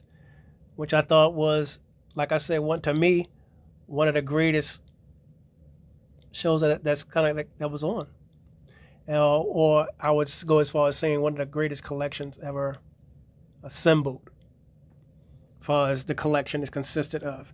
And then, like I said, to also get up close and personal, this set right here is $50 now, and it was crazy because now I'm seeing that they're starting to come up. So if he was to buy this individually, it's $50. And it's even more crazy. So it's stuff is starting to get up there. So yeah, so we'll briefly go over the Sci-Fi Invasion booklet. So it's a lot of stuff too also that I didn't mention too. Also Barbarella and other stuff like that I do have. I had just about all of the sci-fi. So whatever you don't see here, guys, because I know how y'all guys are. Y'all like, oh, well, I'm going to go ahead on and mention this one because I didn't see them having it. Yes, I do have a lot of sci-fi. A lot. So I'm just doing it in chunks because this is my entire birthday wheel. This is what I was watching. Well, I'm still am watching all the way through my birthday. So actually, when my birthday comes, I'm gonna be moving up to Dark Noir, which is another Mill Creek classic too. Also, it's called Danger, Death, and Dames. That collection. I will be doing a review on that too. Also, showing y'all guys because I'm adding to that collection too. Also, and there's a lot of stuff that I want to add into that collection that's not on that collection, especially from other artists and stuff like that, because there's a lot of stuff that didn't come in. Just like these collections, even though that they're the greatest of each, but there's a lot of stuff that didn't belong to Mill Creek, so they didn't get the rights to put it out there.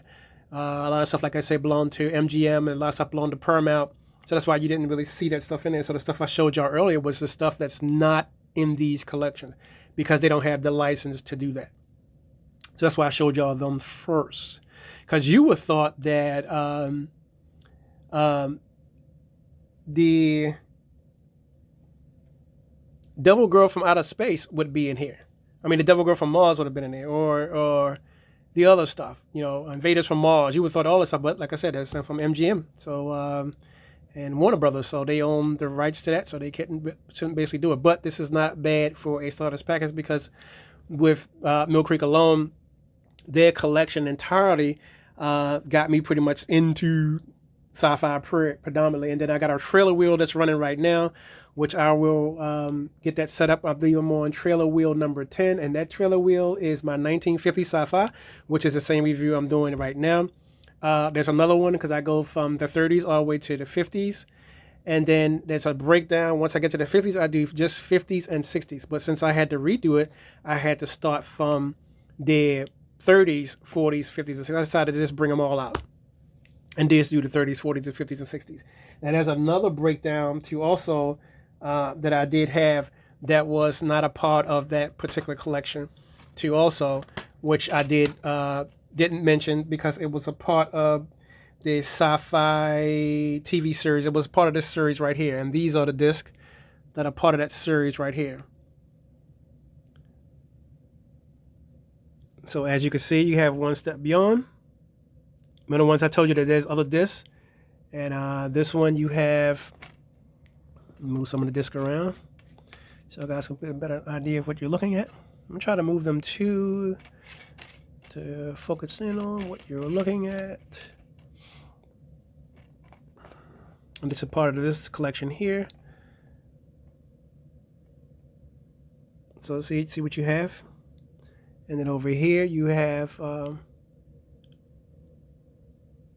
Tales from the Tomorrow, Clutch Cargo, Tales from the Tomorrow, Lights Out, and GE Theater. Which that's why I went over the book with y'all to show y'all what it was like in the book. Because what I did was I just created an empty jacket and I put all these together. And the reason why these are all together because this is sci-fi horror that's in my hand right now. All this is sci-fi classics.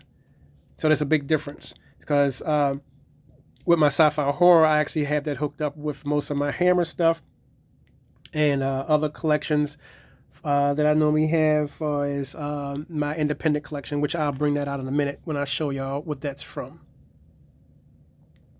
So I'll briefly show y'all more of that too also.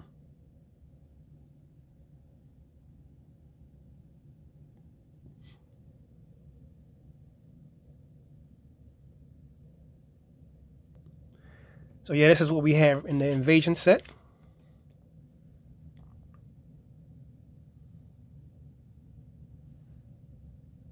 Keep in mind, guys, and that's Hands of Steel right there. That's my buddy Blanco when he played in this one.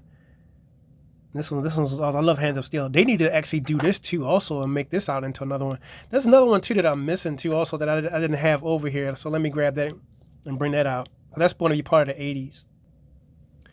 All right, guys, because since we're on this box set now, the one that says Invasion, most of these came from that. So you have the Arena, you have the Eliminators, you have America 3000, and you have the Time Guardian, which is now on Blu-ray, which I think I'll be upgrading that. But I mainly bought it for the Eliminators, the Time Guardian, and America 3000. I didn't really like the Arena. But there you have some of the... and I believe the only way you can get this, well, at the time, the only way you can get the Time Guardian was to get it on this 4-pack action set. So what happened was I started to expand around this particular collection, and I started ordering more stuff too also around this time, because now we're doing sci-fi horror. So Planet of the Dinosaurs was available, so I actually ordered that. I actually ordered She. A lot of stuff from Sandy Bergman. I ordered a lot of her stuff. I ordered a lot of stuff too also from was it Bridget Nielsen, because I do also have, like I said, on my hard drive, I have Galaxina, I have Barbarella, I have a lot of other stuff too also on there. So as they're coming out on DVD or video or Blu-ray, I'm ordering them and bringing them to the collection that we do have. Now there's another one too also before I go into the booklet, because all this would be under the Invasion. All this is mostly 80s stuff. This is 50s, 40s, 50s, and 60s. This is straight 50s and 60s. So right over here, we're down there bordering 80s right here. So as a different treat, I had ordered, this is my VHS copy of Space Hunters and the Forbidden Zone, because I'm a huge fan of Molly Ringwald. They do have this out available, so I'm actually ordering this too also, because all I had was have this on VHS. So I'll be upgrading this too also to DVD.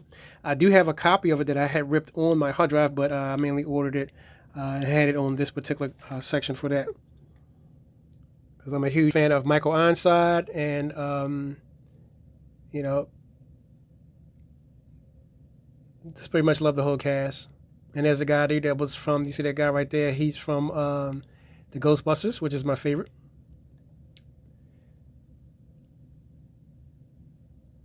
And as you can see right there, Peter Strauss plays Hunter. Michael Ironside plays Mad Overdog. And Ernie Hudson plays as the Zone Trooper Commander, which you see him right there kneeling down next to Wolf. He says, "You're getting sloppy in your old age." He goes, "I'm glad you noticed." And they asked Molly Ringwald, was she hungry? And she said, "Yeah, what do you have to eat?" He says, "Oh, I got hot dogs." She said, "I don't eat no dog." He said, "It's not a real dog." He said, "They just call it that." She said, "Why did you call it that?" He said, "Because it's Earth food. You should know. Ain't you Earther?" She says, "No, I talk Earther just like you."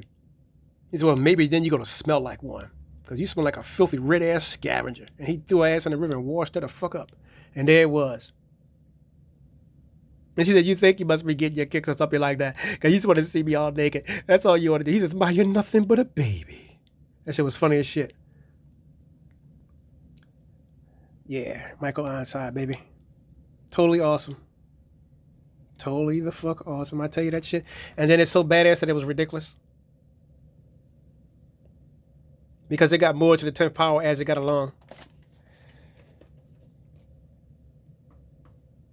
So, and then there's another one too also, which was my favorite too also, that I kind of want to upgrade, which is now on Blu-ray too also. Virus by Jamie Lee Curtis, which is also my favorite too also. This one rocks, because I like Kiefer Sutherland was this, was it Donald Sutherland? Yeah, Donald Sutherland was always my favorite anyway, because I remember him in a lot of features growing up as a kid too also, which he totally fucking rocked. And I thought that a lot of his stuff that he did was just totally awesome. And I thought he was one of the forces where it just started to get me into this collecting situation. But I started off on VHS first, which was my total awesome. And when you're talking about special effects, I mean, this thing pretty much rocked. So that led me to collecting other stuff. Like I got, which is on my hard drive, I have Leviathan. I also have Deep Star 6. I also have Creature. I also have other stuff. I mean, just a lot of sci-fi. So basically, I'm upgrading everything to either DVD or Blu-ray as it comes out.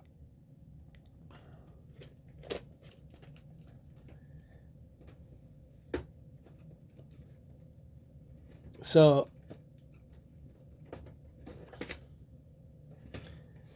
like I said, there was a lot of stuff too also that was going on during that time. So it was pretty badass. And then I think another one too also, which I came out to also, was The Abyss, was one of my favorites too also, which was another all-time favorite. It kind of reminded me of Leviathan and Deep Star 6, because I believe they came out all around the same time anyway. And I think I got this copy from Earl's. I mean, no, I got this from Ames, because it was a department store there where I started just collecting VHS tapes. I started this as I was running them. I just started go ahead and buying them and just started creating a set. So all this is my Action Invasion section. So all this, it will be on this one. So it will be this and several others too that are going to be added to that Invasion collection. I do also have Supernova too also. That was also added into that collection too also, VHS. And then I also have which I have to upgrade the box again, but I do have it. I do have a copy of Stormtroopers, which I tried to clean it off and ruin the box, but it's okay because I already had this already on DVD. So I have Star Troopers 1, 2, and 3. So I keep saying Stormtrooper because I do also have a movie called that too. Also, I think that movie came out in '87. It's not a part of this one that came on. Let me move the Abyss.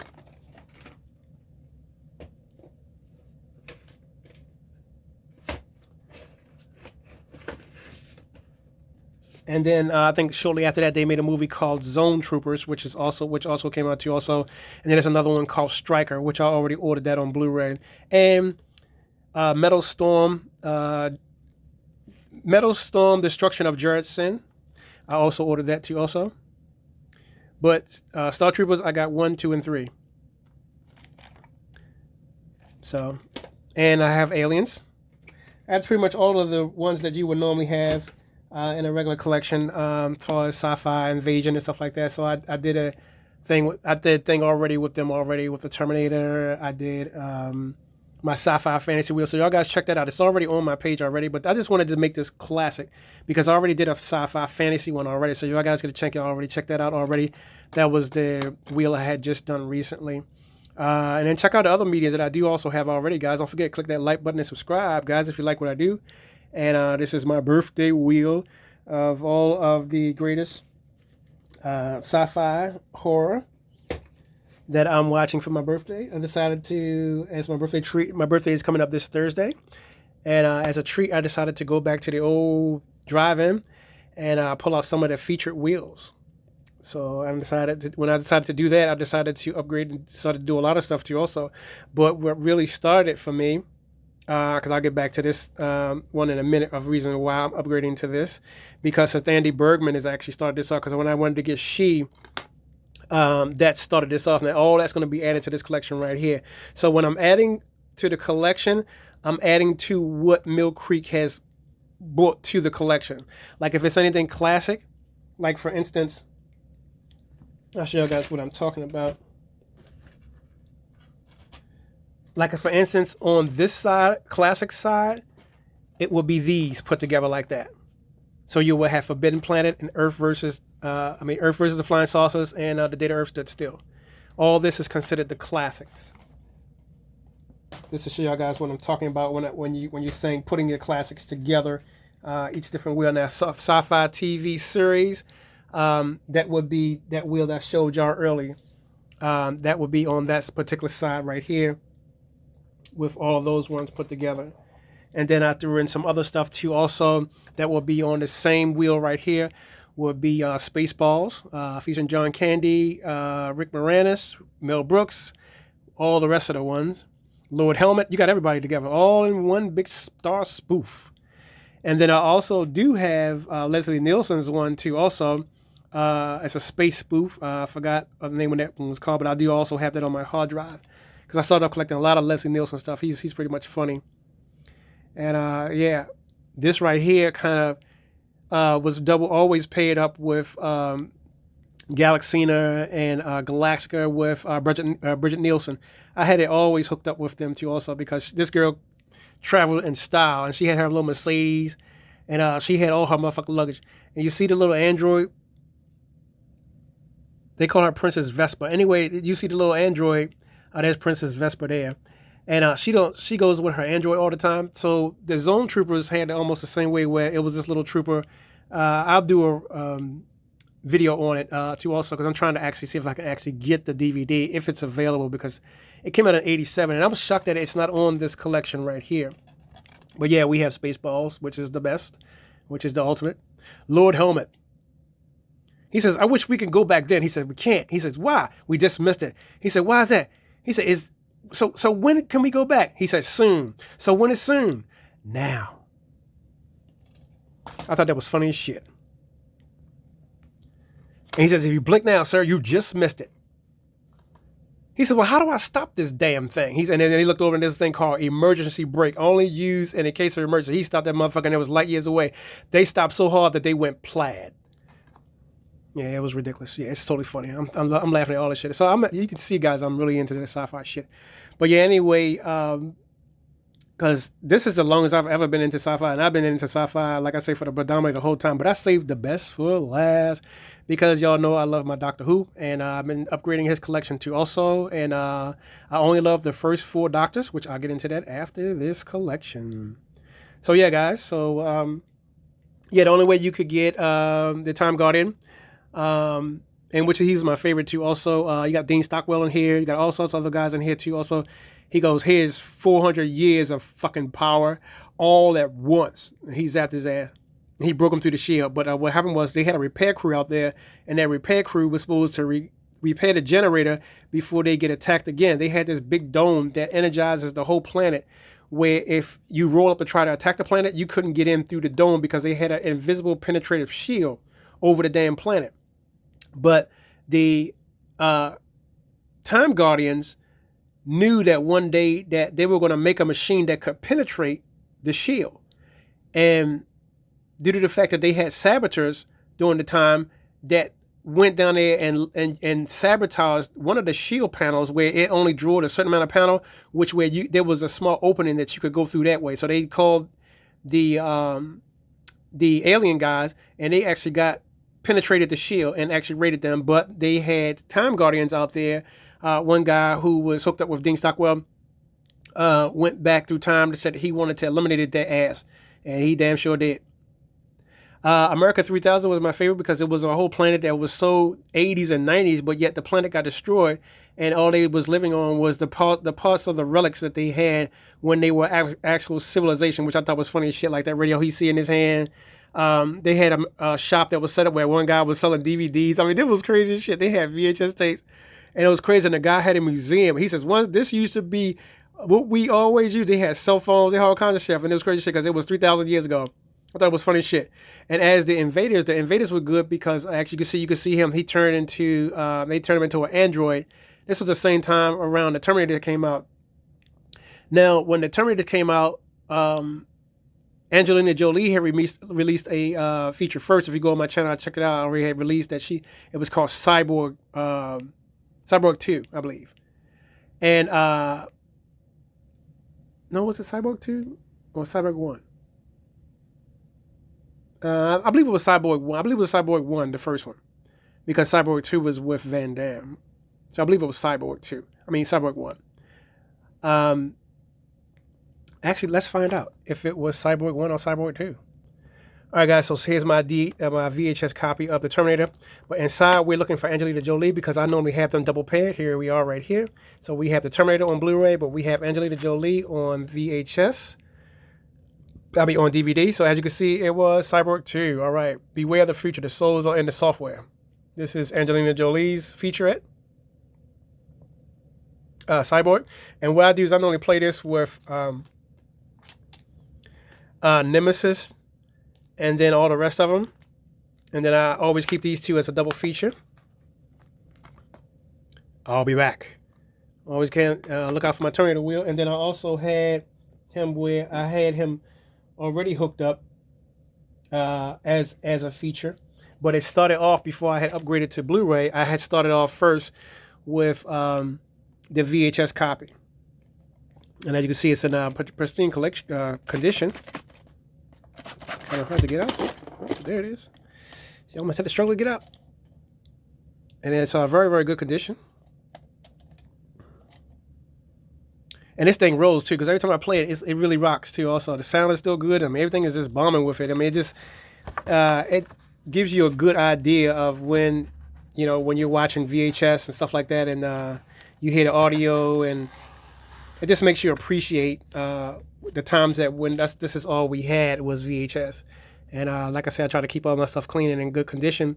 And when we did try to, every time I got a chance, I always try to upgrade and keep a lot of my stuff in collection and keep collecting as the years went along. Like I said, I'm approaching my birthday month.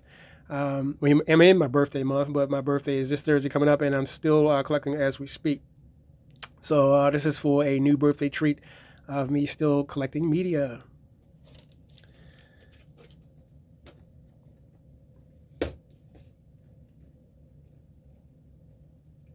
So also in that same tribute, because now we know it was Cyborg 2, in this same area, because all this will be on the Invasion collection, because we're still talking about this collection here. So we also have the Exterminators, which is another one too that was also in my sci-fi fantasy. I mean, my sci-fi action adventure, borderlines both. Sometimes it's action adventure, then it's sci-fi fantasy, then it's sci-fi action. So I think this classifies as sci-fi action. But yeah, this is always in that collection. Was that Anchor Bay? Yep, Anchor Bay released. So yeah, the Exterminator. So when I get this on DVD or Blu-ray, I'm gonna have this hooked up with the Exterminators, because these two kind of remind you together. They were both out for vengeance. All right, so we'll be moving through the book. We're getting down to the crim now. Guys, this is going to be a long wheel. I kind of knew it was going to be a long wheel because this is my birthday wheel, so I decided to just go all the way across and show the whole goddamn thing. If you're going to do it, you got to do it. Hands of Steel, my favorite. So yeah, like I said, guys, you see the check mark. You already know it was checked out already, and it was paired with another feature. So you got the water robots right there. See how they had water robots on the Invasion side, but they had Cosmos War of the Planets on the sci-fi side, classic side. And the Invasion one, War of the Robots, was on this side. So they did a good job, because I always wondered, why did they do that? Because now I see why. Because it did fit, if you actually look at it. And then when I played it, because what I did was I took it apart and made it a double feature. Tonight, it's going to be playing tonight. Well, today, I don't know what time it is, but I'm assuming that it is, let's see.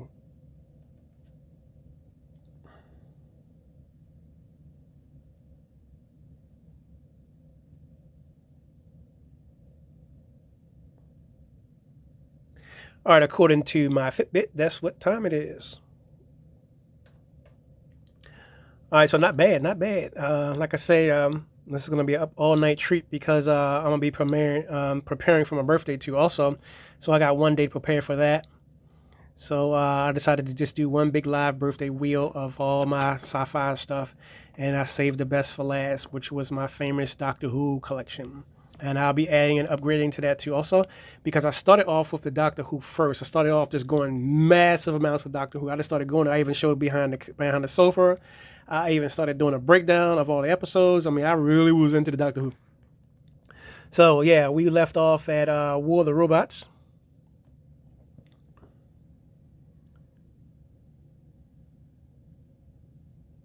Yeah, so we have Night Fright, which is another one of my favorites too also. Slipstream. Night Fright was at the drive-in too also. I believe they had that on a double bill with Night of the Blood Beast. And they did, it was hooked up with Night of the Blood Beast with, Night Fright, Night of the Blood Beast. And then they had another one too. Killer Screws.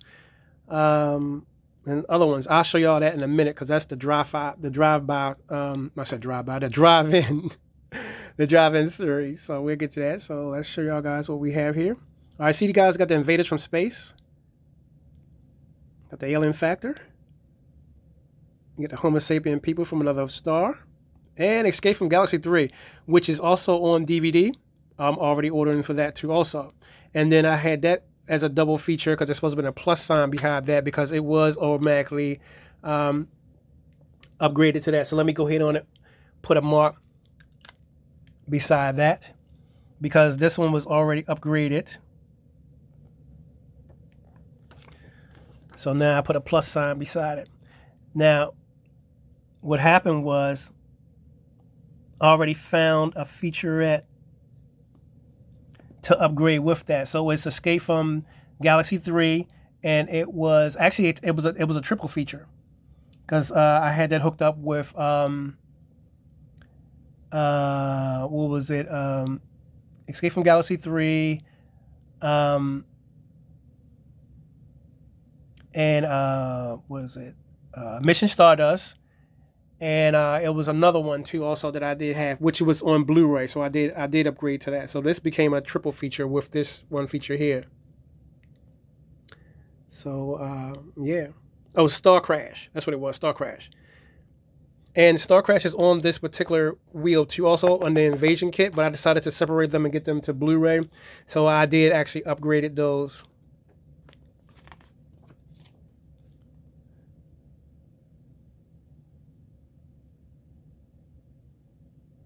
Trapped by Television was also cool too also. Let's rush into this guy to show y'all. And then we have 100.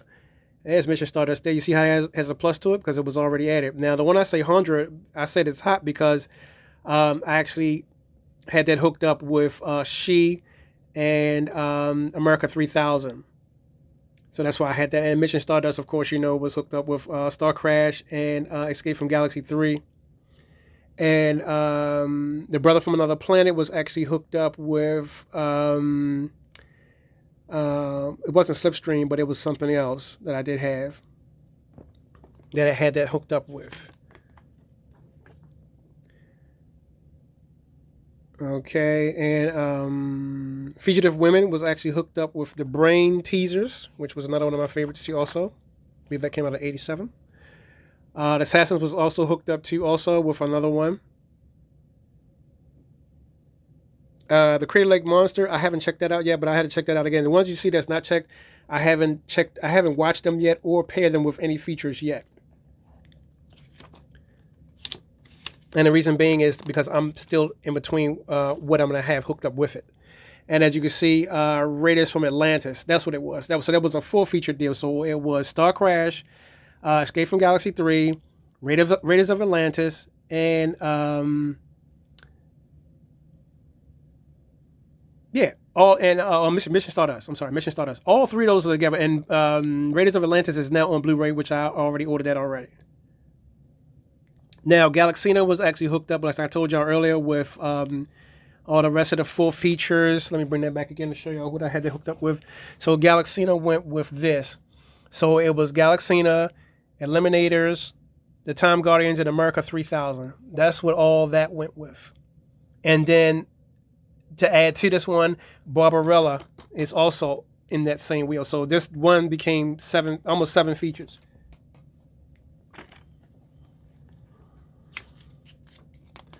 All right, so we're moving on. And then we have also the Evil Brain from Outer Space was actually hooked up with Invaders from Mars, which is another one of my favorites. The Giants of Metropolis was actually hooked up with, I believe, I had that connected with, let's see what I had that hooked up with. I believe I had that hooked up with this one. Green Slime. Yeah. The Giants of Rome and the Green Slime, because both of those two were kind of like almost neighboring together. So I believe I had that hooked up with that since it was almost around that same time in the package, which wasn't a bad deal at all. And then last but not least, you have Abraxas, Guardian of the Universe, which I had hooked up with Hands of Steel, which was also my favorite. And then also with Hands of Steel, I actually had Stryker, because Stryker has been moved, and I had Stryker hooked up with Jared Sin, Metal Storm, Jared Sin and the Metal Storm, Destruction of Metal Storm. So I had that hooked up with that one. So that will be the sci-fi portion, guys. So we'll be moving on to my last and final of the deal. And before I show y'all what's going on with that particular question, don't forget, guys, to click that like button below and subscribe to my channel if you're not subscribed already. And if y'all guys have just joined in, this is my ultimate sci-fi wheel for my birthday trivia, because I've been on this sci-fi binge lately, and I just wanted to just sit back and just binge off of sci-fi for my entire birthday month of April. I decided to just take the whole month and to celebrate all the way up until my birthday. My birthday is this Thursday. It is now Wednesday, so which means my birthday is tomorrow after this particular day. So just doing a large sci-fi wheel. So y'all guys leave me some comments, and at the bottom, let's see what you guys are watching. So let's move on to the second part. All right, guys, so getting into what I have saved for the last. So guys, gotta click that like button and subscribe if you like my channel. This is my Doctor Who collection so far. I'll be bringing the rest out as I get into it. But this is the one that started off with me. And the reason why I said this is because this is the first story that I have. This is story number 104, as you can see in the back. And it's Destiny of the Daleks. And Tom Baker is my all-time favorite Doctor out of the whole entire series. But I have only 3 Doctors, well, 4 Doctors that I like. I like basically the first one, and the second one, and then the third one, and then Tom Baker is the 4th one. So you would have the first one as in Patrick. And then you would have Petrie, and then you would have Thornton, and that's it. After that, they the main Doctors that I like. And I'm a huge fan of the Daleks. And Destiny of the Daleks were my ultimate when it came to not only the sci-fi features, but the whole history alone, especially with the BBC. When I first started watching this is the first one that I showed. That's why I had this up there by itself. Because when I first started, this is the first series, well, story out of the series that I came in contact with when I first started watching this series. And I kept thinking to myself, wow, this is pretty cool. I got to start watching more of this. And then all of a sudden, it kind of went away. And then one day I was on the internet. It was a while back. It was when AOL was dial-up. That's how old it was. And then on this strange internet channel, you could download this programmer guide. And what it does is that when you download the programmer guide, you could use the programmer guide to get, you could use the programmer guide, and the guide would import channels into the software. So I was like, there was this one channel called SciFi Network. And I decided to click on it. So I clicked on it. And then once you see the software moving, you see these little dots started to come up. And then what it's doing is that it's moving the satellite around, and it's trying to get the clear signal it can. And what it's going to do is once it comes in contact with the satellite, it'll import all of the channels from the satellite relay into your software. And once it came in, the first thing I started watching was Doctor Who, Destiny of the Daleks. And then right after that, it started showing other stuff like Archie Hall Jr. When he first came on, I believe that was called The Sadists. And then right after that, they showed How Awful About Alan. And then it goes around again. They just kept showing the same 3 movies over and over, the same 3 over and over. And it was funny because I kept watching the same shit over and over again. It's like it never upgraded. It was like it was always the same shit over and over again, them 3 features. But I love the Daleks. And ever since then, I just kind of wanted to just see more of the Daleks and get more deeper into the software. The collection point itself. So what I started to do was I just set some funds aside and decided to create a new shelf full of nothing but Doctor Who. So that little figure you see with Davros, with him in the chair, I'm going to get that one. I'm going to get Tom Baker as the figure, and a couple of the Skyro creatures from the side, and add them to the collection too also. And maybe a figure of Leela Ward, because I did love Leela Ward, and because she was a good companion with the Doctor before the other lady had left as the Doctor. I can't remember her name, but she left. When she left, that was predominantly the doctor was came, and then there was another girl, lady before Lila Ward had came. So she and then Lila Ward ended up staying with him through the rest of the series until they ended the show. So that's just the Destiny of the Daleks. And then I have the complete season 1 of Destiny of the Daleks. Of Doctor Who, Tom Baker series. I will be ordering the rest of them too. Like I said, John Pertwee, Troutman, all the rest of them. Thornton and Pertwee. I will be ordering the rest of those too because they're the only 3 doctors I like. So other than Tom Baker, which is the 4th Doctor. So yeah, and then you have this complete season 1 on Blu-ray.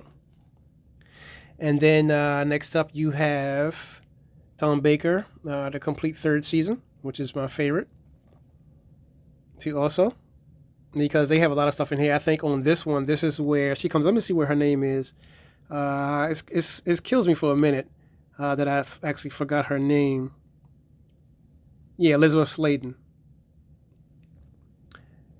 And Louise Jameson. That's her name, Louise Jameson. So Elizabeth Sladen kind of was the one that came in after, and then Louise came in shortly in after Elizabeth Sladen had left. Elizabeth Sladen had left. And she only did a couple seasons, and then after that, she kind of left. And then when Jameson came, she kind of rocked because I thought it was pretty cool too, also because she brought a little bit more character to the show than anything else.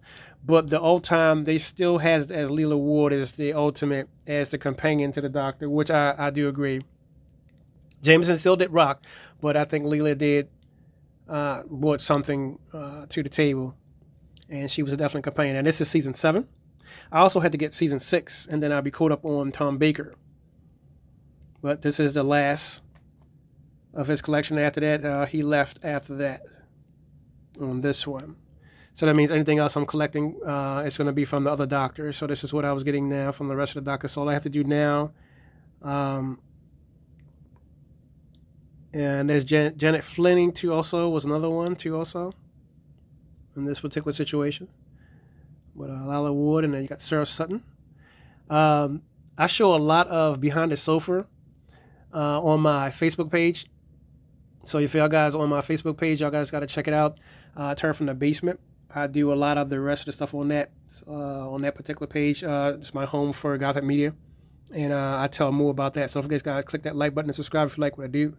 A little bit of the episodes that's on here: The Leisure Hive, Maglos, Full Circle, State of Decay, The Warrior's Gate, and The Keeper of Tragan, and Logolopolis. A lot of those ones already showed already, and this is the remastered one. On this particular one, let's go to 3 and see what we have. We have the Mystique of Mandragora. We have the Hands of Fear, the Deadly Assassin, the Face of Evil, the Robots of Death, and the Targans of Wing Chun, which is also another good feature too. Also, that adds to this entire collection. They also have on this one Robots, the Ark in Space, the Sunturan Experiment, and the Genesis of the Daleks, and the Revenge of the Cybermen. I love the Cybermen. I'm going to also get one of the Cybermen as a collectible and have it on my shelf along with all the rest of the featurettes. So this is pretty much some of the ones that I did have as the feature, and all the rest I'm going to build on top of that. So basically I have 1, 2, 3, 4, 5, 6, 7, 7 individually coming that are kind of like this. 7s because they're individual stories. Because I believe I have the I have all the stories coming, and then the the Ark in Space, and a couple of other ones. I can't remember the name of them now for all of a sudden, out of the life of me. But I have a bunch of those stories coming. So that's about 6 of those, and then it's going to be 2 sets. Season 6 of Baker. Then we're going to jump over to John Pertwee, and then we're going to jump back to Thornton, and then we're going to go back to Hartman. He's the first Doctor. So we're gonna jump. So I'm gonna be having predominantly all of just the 4 Doctors that I like. Everybody else is trash. I only like the first 4 Doctors. So yeah, that'll be my complete Doctor Who for right now. But as soon as the rest comes in, I will add them to this collection over here, and it'll be all put together, and all that kind of good stuff. But yeah, guys, don't forget, check me out at Turf in the Basement on my official Facebook site. If you guys click that like button and subscribe on this channel if you like what I do, and this will be my birthday treat of my sci-fi. And thank y'all guys for all your support. And this has been a lengthy birthday sci-fi wheel, because like I say, whenever you're doing sci-fi, it's going to be pretty much long anyway. Check out my other videos, guys, that I already have up already on all the rest of my box set features and my shelf arrangements and all that kind of good stuff, my VHS collection and all that kinds of good stuff. And we'll come back with another sci-fi feature, because I believe this is not going to be in this. So this is going to be chapter 1. So I'm going to title this chapter 1 of my birthday sci-fi lineup. And we'll come back with more of sci-fi. So, bye-bye.